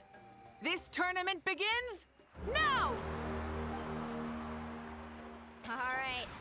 Ready or not, here I come! There's Mualani, a natural sports star. She's not gonna stop scoring anytime soon. I've got this. This round's in the bag.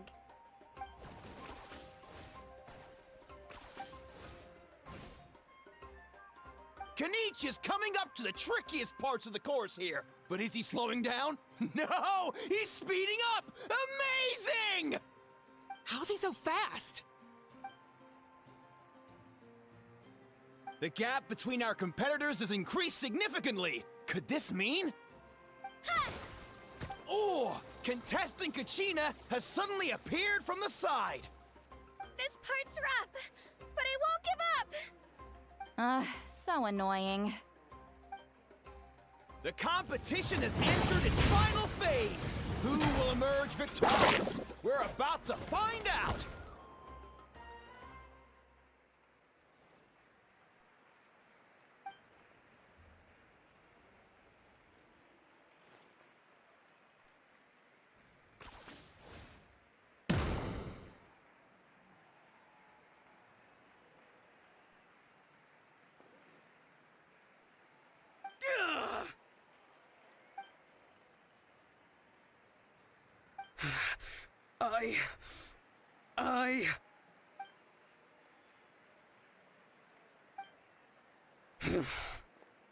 I yield.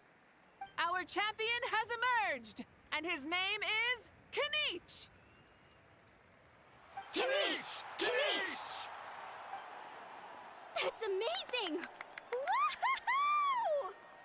Yeah, that's our Kanich. I knew he'd win. What? So not only is the little punk hard to kill, but he's good at fighting too? He does have some skill. You beat me fair and square, Kanich. People always talk about how tough you are. Now I can say for sure, they're not exaggerating. It's funny. I was thinking to myself earlier that I might have a shot at winning this. Unless I have to face Kanich in the final. Come on, dude. What are you talking about? Losing to Kanich isn't really a loss at all. You've more than proven yourself, too. You could beat me up 30 times over.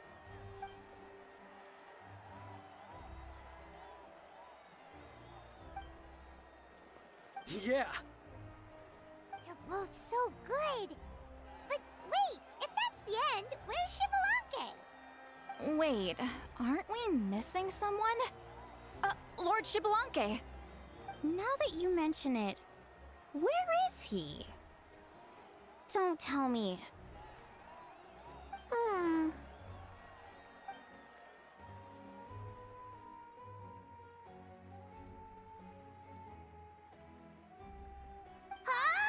Are you saying that you beat Shibalanke then? Just kill me now! Better death than to suffer this torture! What a joke!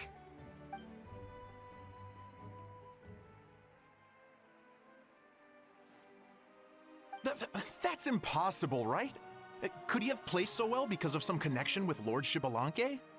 You mean, he might be Shibalanke? Wait, I'm Shibalanke now? That's news to me. I've got it! Lord Shibalanke didn't want to steal anyone's thunder, so he must have lost the tournament on purpose.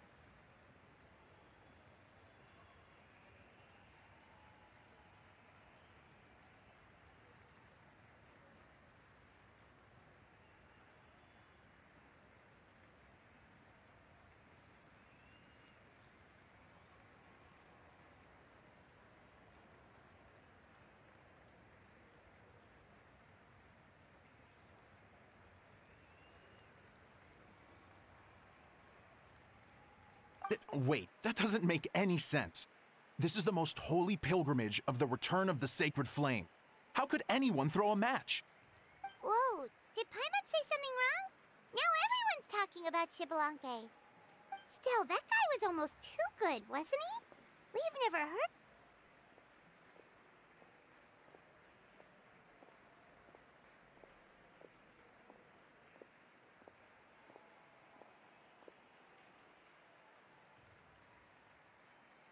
Huh?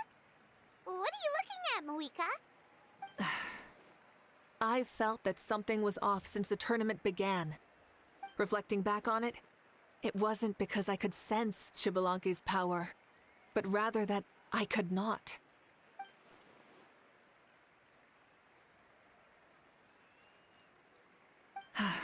Please, excuse me.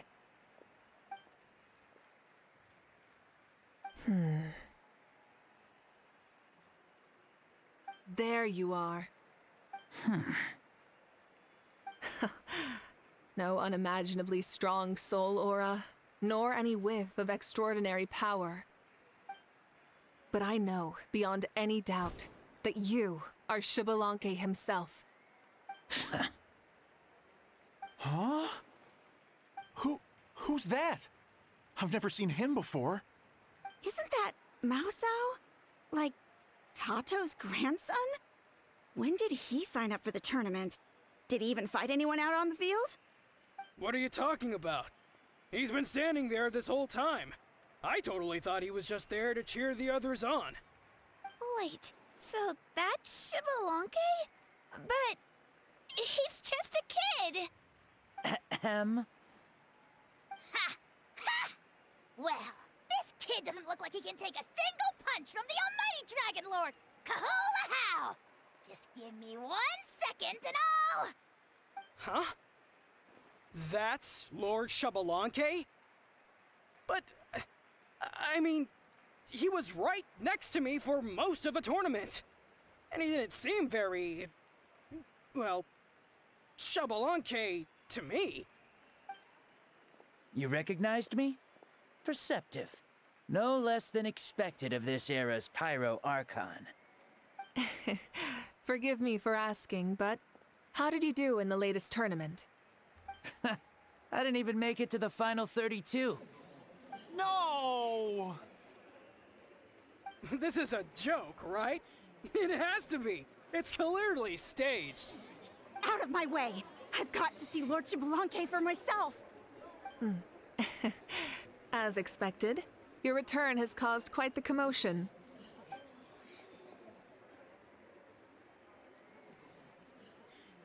Please, remain calm, everyone.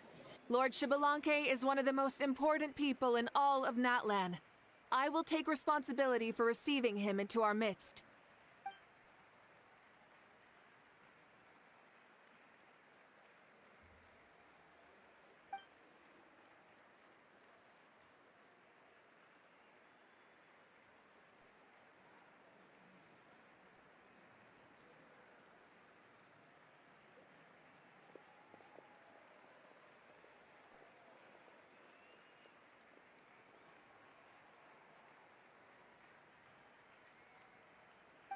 She's calling us! Quick, let's go! Hey, wait up!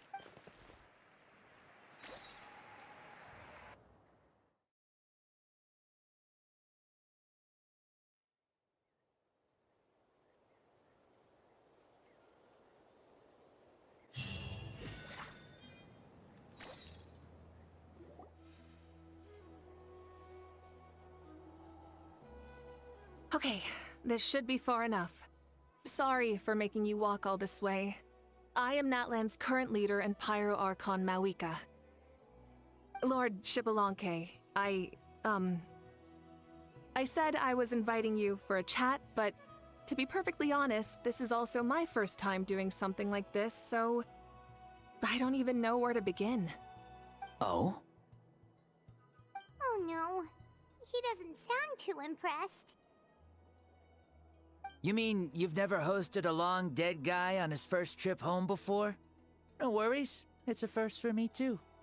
I didn't realize you also had a sense of humor. Wait, really? Hang on, I think I just realized something. You're telling me that neither you nor your companions know that I, Xbalanque, was totally hilarious?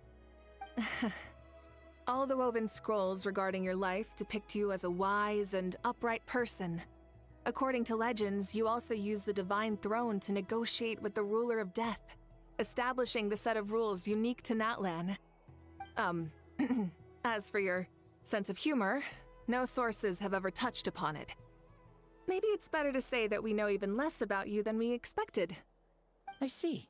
In that case, allow me to reintroduce myself. I am the first Pyro Archon, Xbalanque. You may call me dear beloved son, or just Lanque for short. Wow, talk about being overly familiar. And these two are? Allow me to introduce the Traveler and Paimon. They're important friends of Natlan and our companions. Great heroes who helped us defeat the Abyss for good. Ah, I see. I was about to say, why did a child follow us all the way here? Though you could say the same for me. And judging by your expression, that's exactly what you're saying. And there's where you'd be wrong. This body belongs to a child of present-day Natlan. I'm only possessing it temporarily. I see. Your physical body couldn't be revived, so you had to borrow someone else's. But what about the original owner? Is he, okay? No need to worry. My existence has not affected this child in any way. This body's original occupant is currently experiencing a fantastic dream. I have my own plans, and as for my reasoning, you'll find out soon enough. Alas, this borrowed body is a bit lacking when it comes to exercise, and hasn't really trained any aspect. I tried my best at the tournament, but could only get so far given my physical limitations. Oh, that explains why you couldn't make a deep run. You're not used to this body, are you? I wish that was the only problem. I'm simply unable to do a lot of larger movements. Oh, and my usual climbing and jumping motions aren't exactly suited for him either. Also, you've got to be twice as careful in a borrowed body. If I pushed him too hard and got him hurt, I'd be no better than a criminal. I could never do anything like that. Indeed. Still, the great shaman Citlali learned about your impending resurrection from the Wayup, but we still don't know why you've returned. Oh, is it time to get serious then? All right, serious mode activated. Ahem. In any case, you've already touched on the topic. I did indeed strike a deal with the Ruler of Death. She once asked me why I prayed for her power as a mere mortal, and why I yearned to save a nation in peril. I convinced her with the promise of perpetual existence and the everlasting flame of life. So, she shared her strength with me, and allowed Natlan to operate under brand new rules. I told her that the plan would be a grand, long-term one in which victory would not come for some time.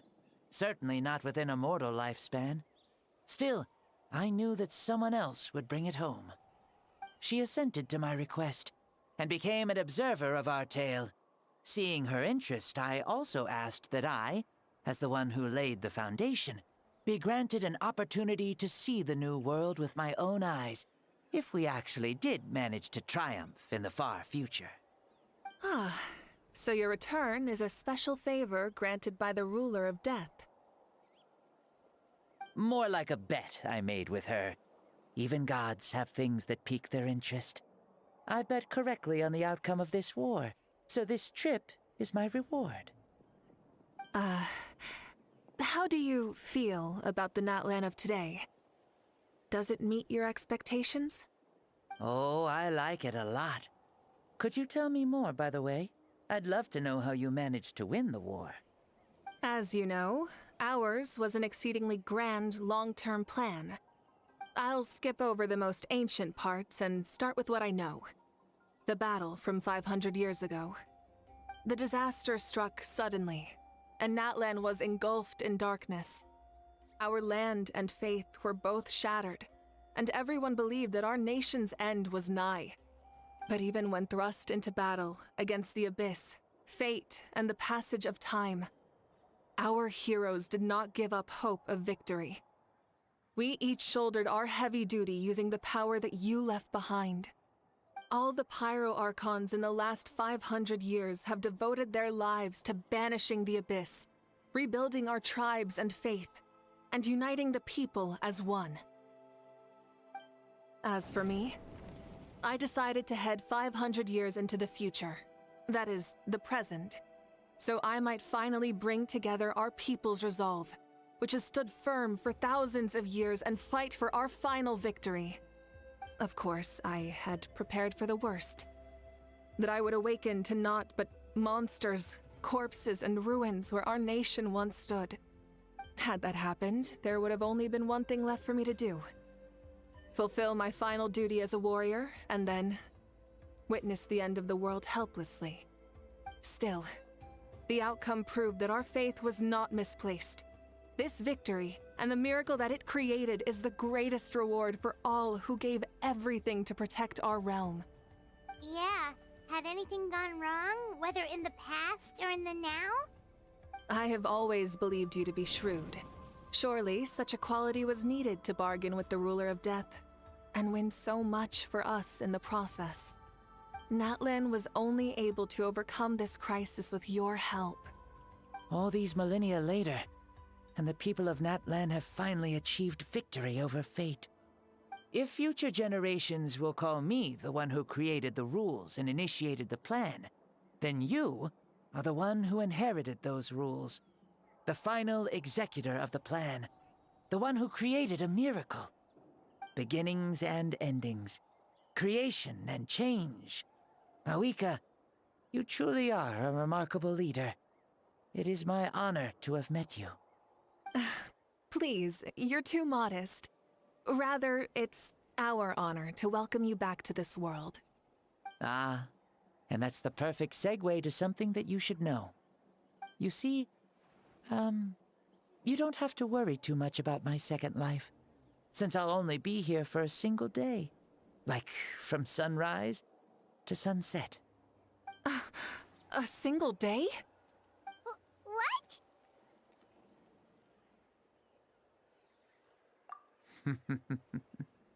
That's why I said you won't have to worry too much about the boy this body actually belongs to.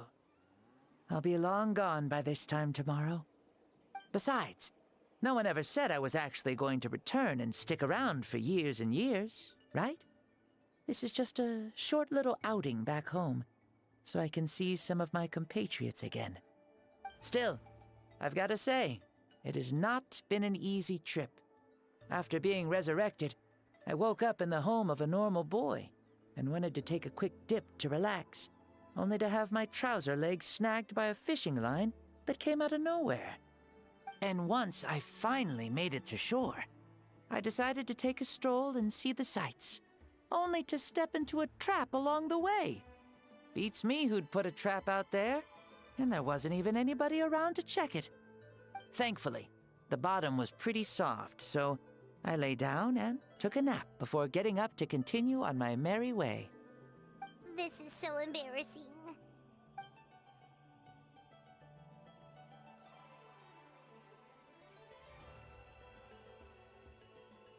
After countless trials and tribulations, I finally managed to sign up for the tournament. But then, I ran into a girl who claimed to be a fitness coach. She insisted that my muscles weren't up to snuff, and made me do twice as many warm-up exercises as everyone else. Oof, you guys in the future sure have it rough. Well then, what's next for you? Oh, what a great question. I was just about to get to that. You're a pretty considerate gal. So, I do have a small wish that I haven't been able to fulfill. I managed to participate in the pilgrimage, but alas, my potential is restricted by this form. It sure would be nice if I could show everyone what I could actually do. Why is he stealing glances at us like that? Well, now that I've said it, care to help an old man out, hero? Ahem. See, I was also quite the formidable warrior in my time. Surely a match for Mauika. I mean, I was the first Pyro Archon after all. I could shake the cliffs with a single punch, scale mountains with a single leap. Very formidable indeed. So, you'd like to spar with me? Yes. Using your current body? Will he be able to handle it? Don't worry. I'll find a suitable location for our duel, and a way to keep this body safe. The first sun. The ardent sun. This star is a flame, burning with a passion that will consume all. From the moment I first saw you, I knew you to be a true warrior, just like me. Surely you shall not refuse me this battle, O inheritor of my ancient name, the Burning Sun, Kiongozi Mauika. I accept. Brilliant. In that case, let us free ourselves from mortal shape. Let the ancient souls guide you to the true arena of duels.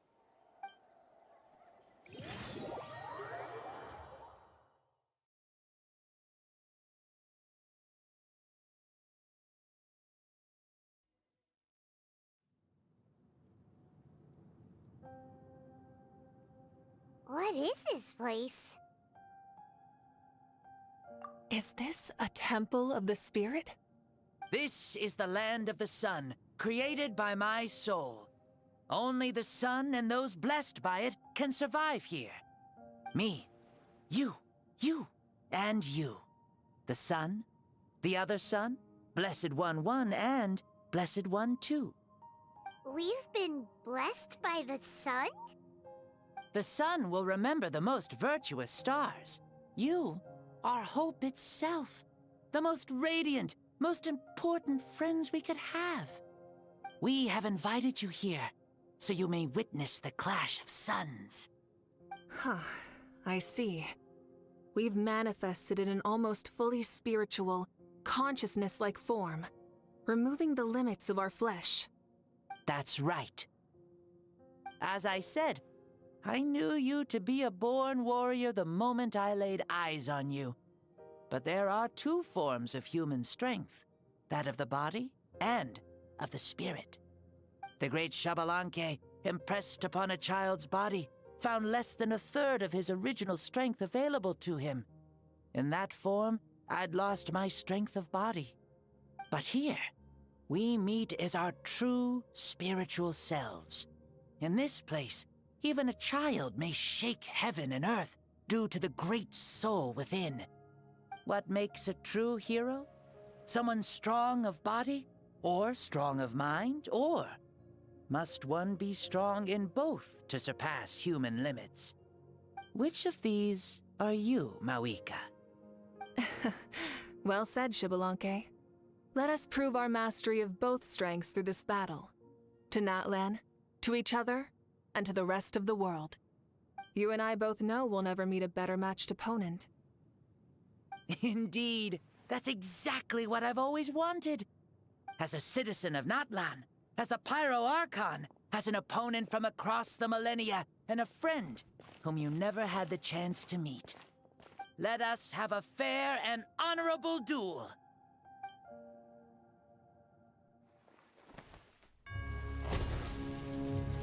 Our fight will end when the flame is extinguished. Fine.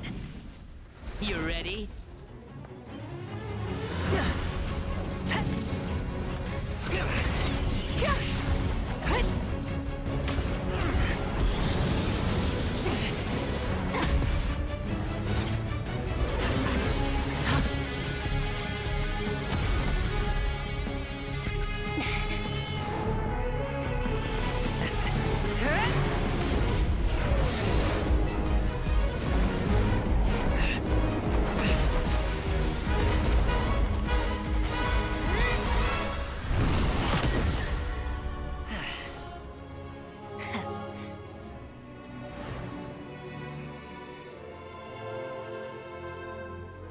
No. In war, there's no time for that.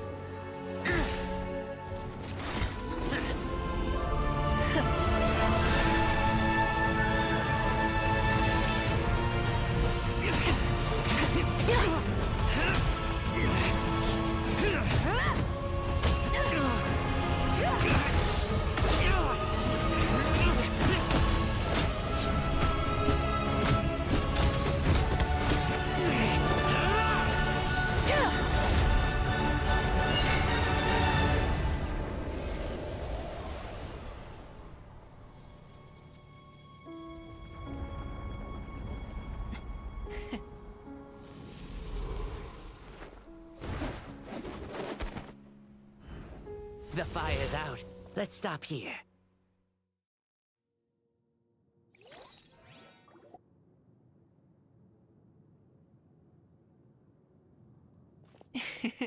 It was a great fight. That was an exhilarating battle, Mawika. Looks like this old man's still got some fuel left in the tank after all. You jest, Lord Xbalanque. Your spirit is as strong and youthful as ever. Come now. Can't you tell I was making excuses for coming up just a hair short? Not by much, just the slimmest of margins. Yet still, you actually won. I've always seen myself as the strongest warrior, but it would seem that the inheritance of ancient names has proven its worth after all. I bear the name Kiongozi, the leader of our people. After countless generations, this name came to you, and you used the power it accumulated over the years to defeat everything in your path. This battle has been most meaningful. Beyond the facts of victory and defeat, I've also learned a lot about you. Take, for example, your strength. It is at once ruthless and gentle, both tenacious and sharp. You neither overwhelm your opponent with sheer power, nor defy them with only your strength of will. You possess a great understanding of your own might, and will convert all of it into fuel, so you may climb to even greater heights. It is thanks to heroes like you that this war was won. I'd have never been able to return to the mortal realm otherwise. Your victory granted me this chance at a second life. Even if it is just for one day, the sun has risen again to drive away the darkness. Even the darkness of death that once enveloped me has been dispersed by your flames. Mawika, you are the newborn sun, greater and more radiant. Allow me to give you a present to celebrate your victory.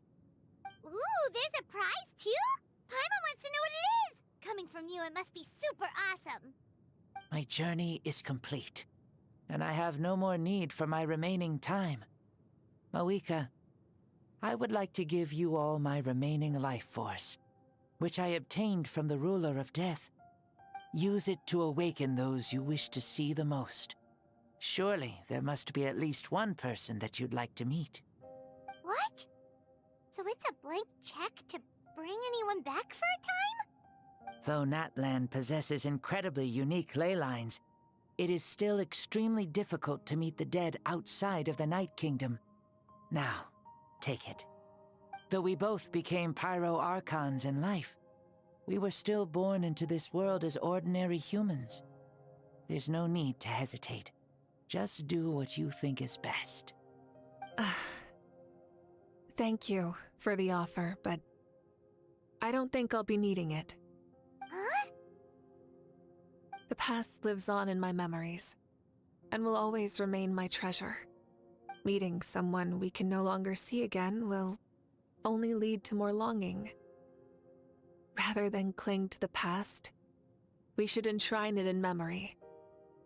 Ever loved and never forgotten. Mawika.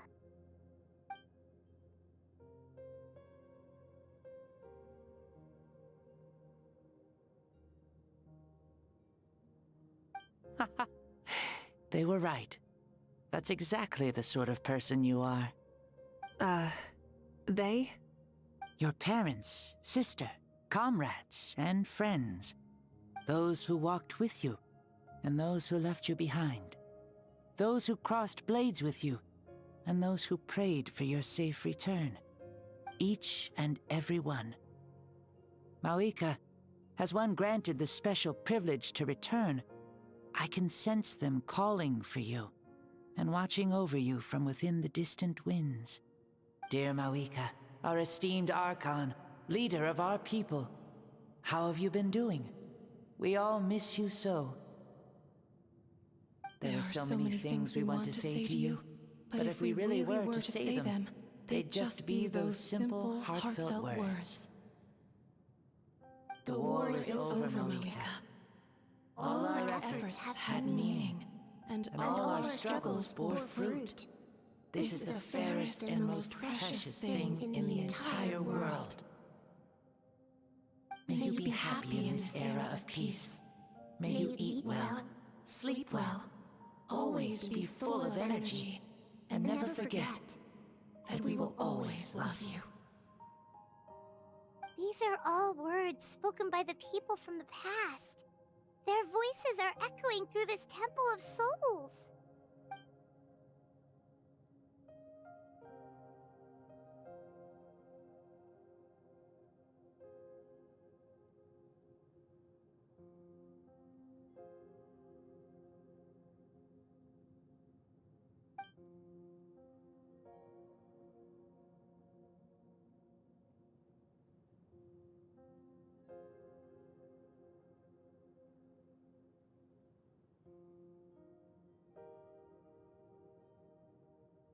Thank you.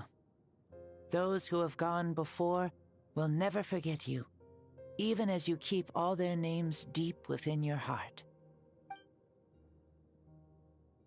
Mawika, my dear child, though we have ascended to Archonhood, never forget that we are still human.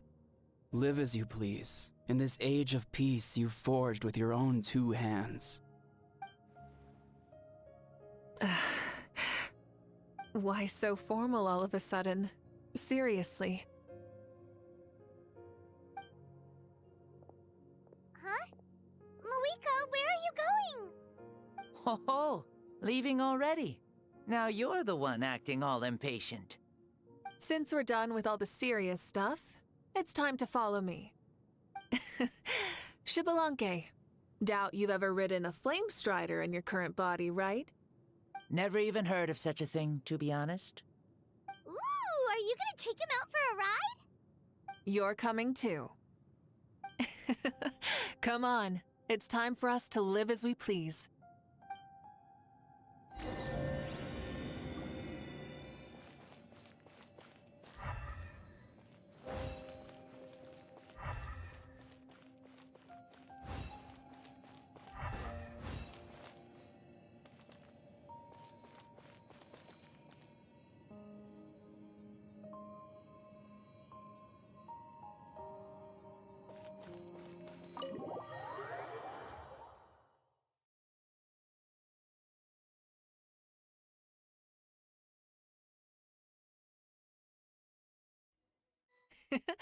Helmets on, sit tight, and don't fall!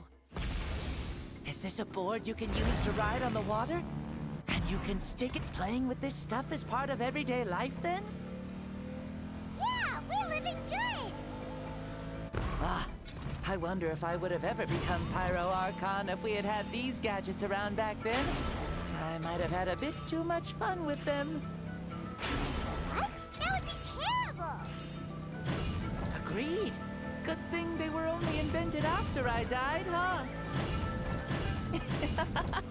Looks like I really am better after all, for becoming Pyro Archon even with all this temptation around. Point Mawika! The hands of our friends at the Children of Echoes are as skilled as ever. They were already famed in your era, right? This bike was built by their most talented artisan in this age.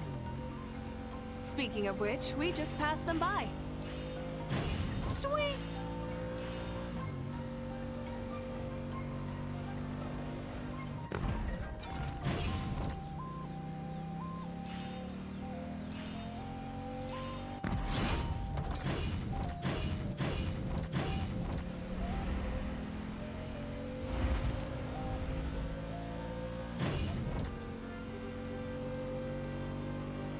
Is that Ochkanatlan? Ah, sure brings back memories. Oh yeah, that was built in your time, right? It's long become a landmark. Very popular with tourists, so I hear. They think it's a lovely place. Is that so? So that's how you all see it. Paimon thinks so too! It's especially stunning if you look at it from a spirit way. The stories of the past become things people aspire to in the future. It's just like what they say. The apex reached by those who came before will become the everyday goals of those who come after. Everything is constantly changing for the better. That's good. That's how it should be. I'll bring those words back to the Night Kingdom and share them with everyone there.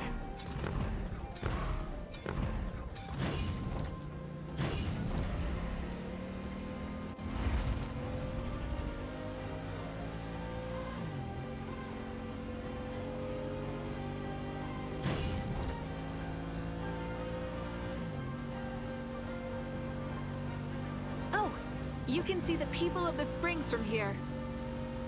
They seem to be enjoying life. Just like the people of Natlan back then.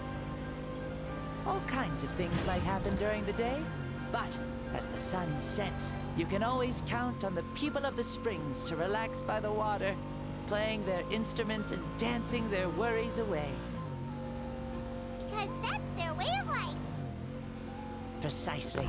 And so it is for every tribe. No matter how many years have passed, for the people who live here, some things will never change. Well, you're the one most qualified to say something like that. So, what do you think? Satisfied with what you saw? Very much so. Speeding across the water, the warm breeze against my face, it makes me very happy. I really do adore this world, just like a plant adores the sun.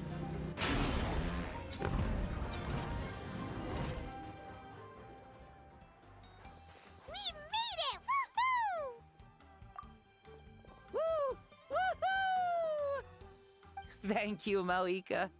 This has been a wonderful trip. Lovely things are meant to be shared after all. It's the least we could do for our friend. I'll admit, I didn't expect people several thousand years in the future to see me as a friend. Not that I'm complaining. This old man's had a great day today. Thank you, dear friends. I can still remember how nervous you looked when you saw me for the first time, Mawika. I'll cherish that memory.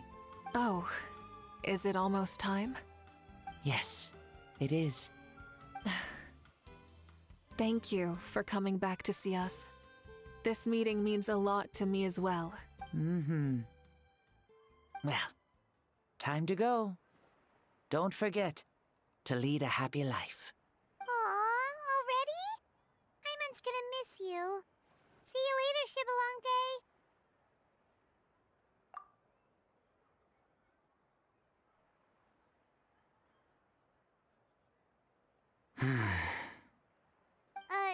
He closed his eyes. Did he fall asleep? Mm-hmm. I can no longer sense Shibalanke's soul. Well, it's gotten quite late, hasn't it? Thank you for accompanying me this whole time. Let's hurry back. You must be starving. Yes. After the end of the pilgrimage, we hold a banquet to congratulate the champion of the tournament. There will be good food and plenty of it. You guys are gonna love it. Mao Sao should be there too. I'll bring him over.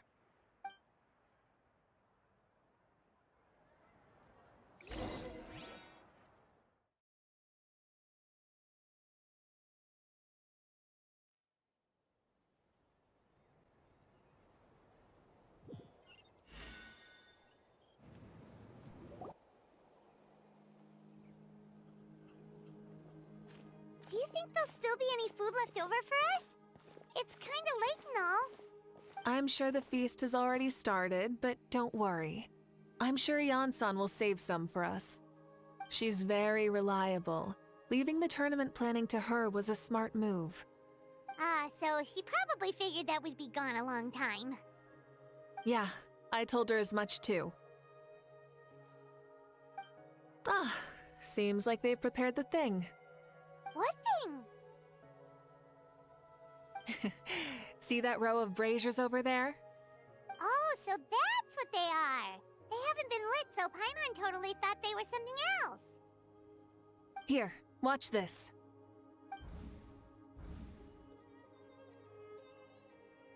Whoa, they're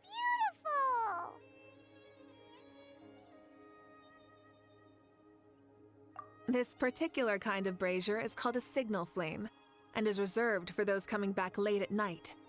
The others set up an entire path using these signal flames to await our return. Those returning to the tribes must light them with their own hands. The flames will illuminate the path ahead and show the tribe that the person has made it back. Even if you're surrounded by darkness, never forget. Your friends wait for you in the distant light. Remember that feeling when the exhaustion of your journey creeps up on you.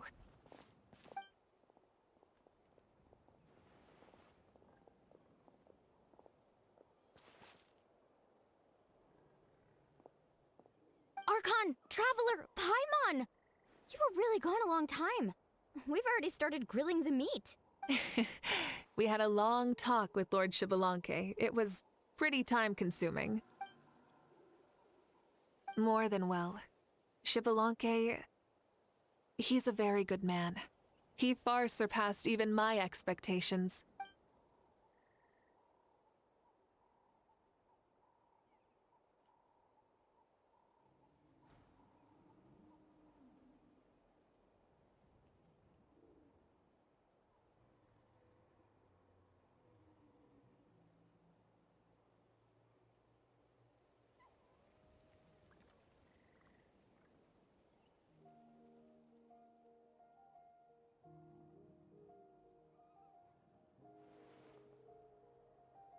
So the only reason Lord Xbalanque didn't win the tournament is because he was limited by the physical body he was in. That's right, but don't feel disappointed on his behalf. He himself was not upset about that turn of events. He had many revelations during this journey, and as he said, strength of mind is as important as the strength of the body. He realized that after failing to make it to the final 32. No matter how many times Paimon hears it, it's still so funny to think that Xbalanque didn't even make it that far. Strong in both body and mind. Huh. I'd say our champion Kanich fits the bill. Don't you think? Indeed. Everyone, let's raise our cups. Let's celebrate our champion! Kanich, you've proven yourself a true warrior and athlete. Congratulations on your triumph in the pilgrimage. A toast to our champion! Cheers!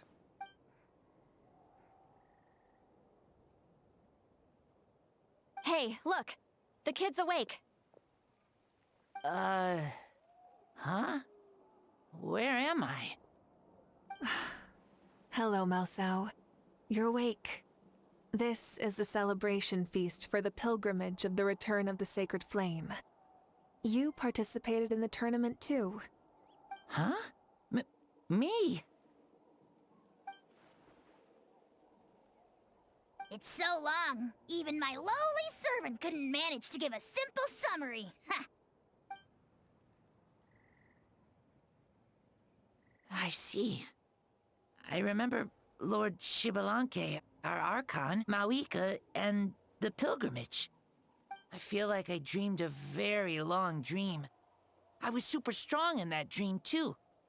I could jump up onto the roof with one leap, and I could climb, fly, and glide.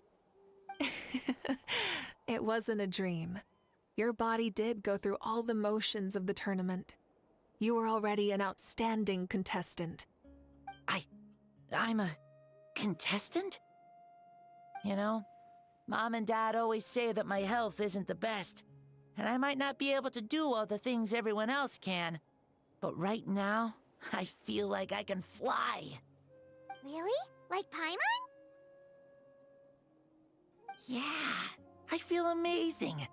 It's like I'm filled with power from head to toe. I want to feel like this next time, too. Then go and train hard, then come back next year and show us what you've got. Yeah, as long as you put in the work, you'll do great. I know it. That's how it is for all of us. Yes. You'll turn out to be a truly beautiful vegetable. I'm sure of it. Yeah, I will. Oh, but the pilgrimage was only half of the dream. I think, after that, I somehow got into a fight. Really? Against who? I think it was our Archon. That wasn't a dream either. I did have a duel with Xbalanque. Huh? I was hoping to save this until later, but since we're already on this topic, I've got another piece of good news to share.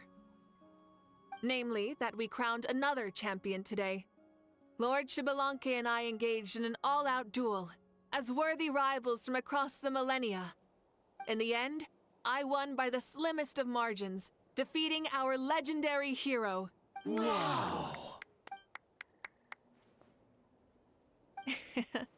This is no lie, and I have our best friend here to back me up. You were the arbiter for our duel, yes?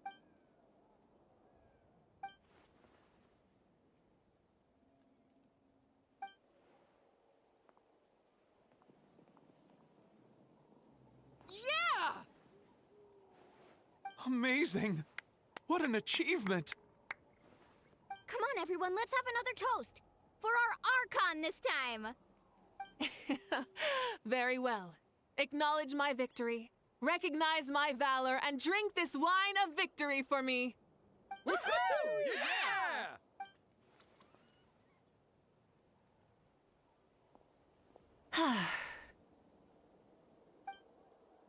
Today's been a super long and exciting day, yeah? Yeah, it's been quite some time since I've done so much in a day. Or felt that it's gone on for so long. Of course. Oh, right. Malika, the Traveler said there was something to ask you.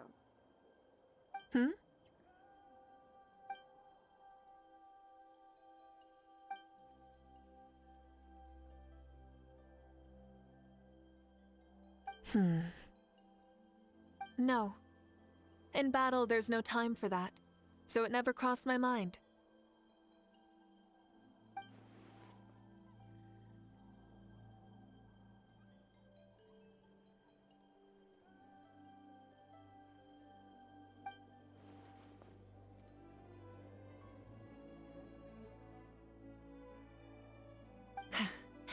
The night is still young. Cheers.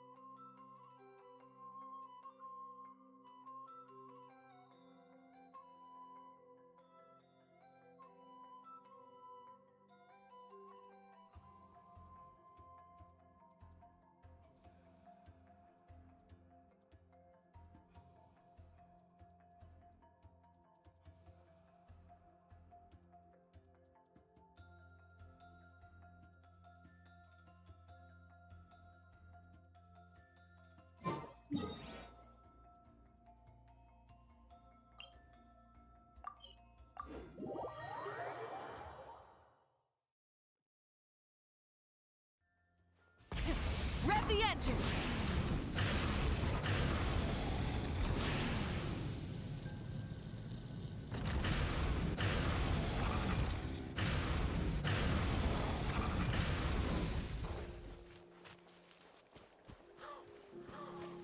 Full throttle!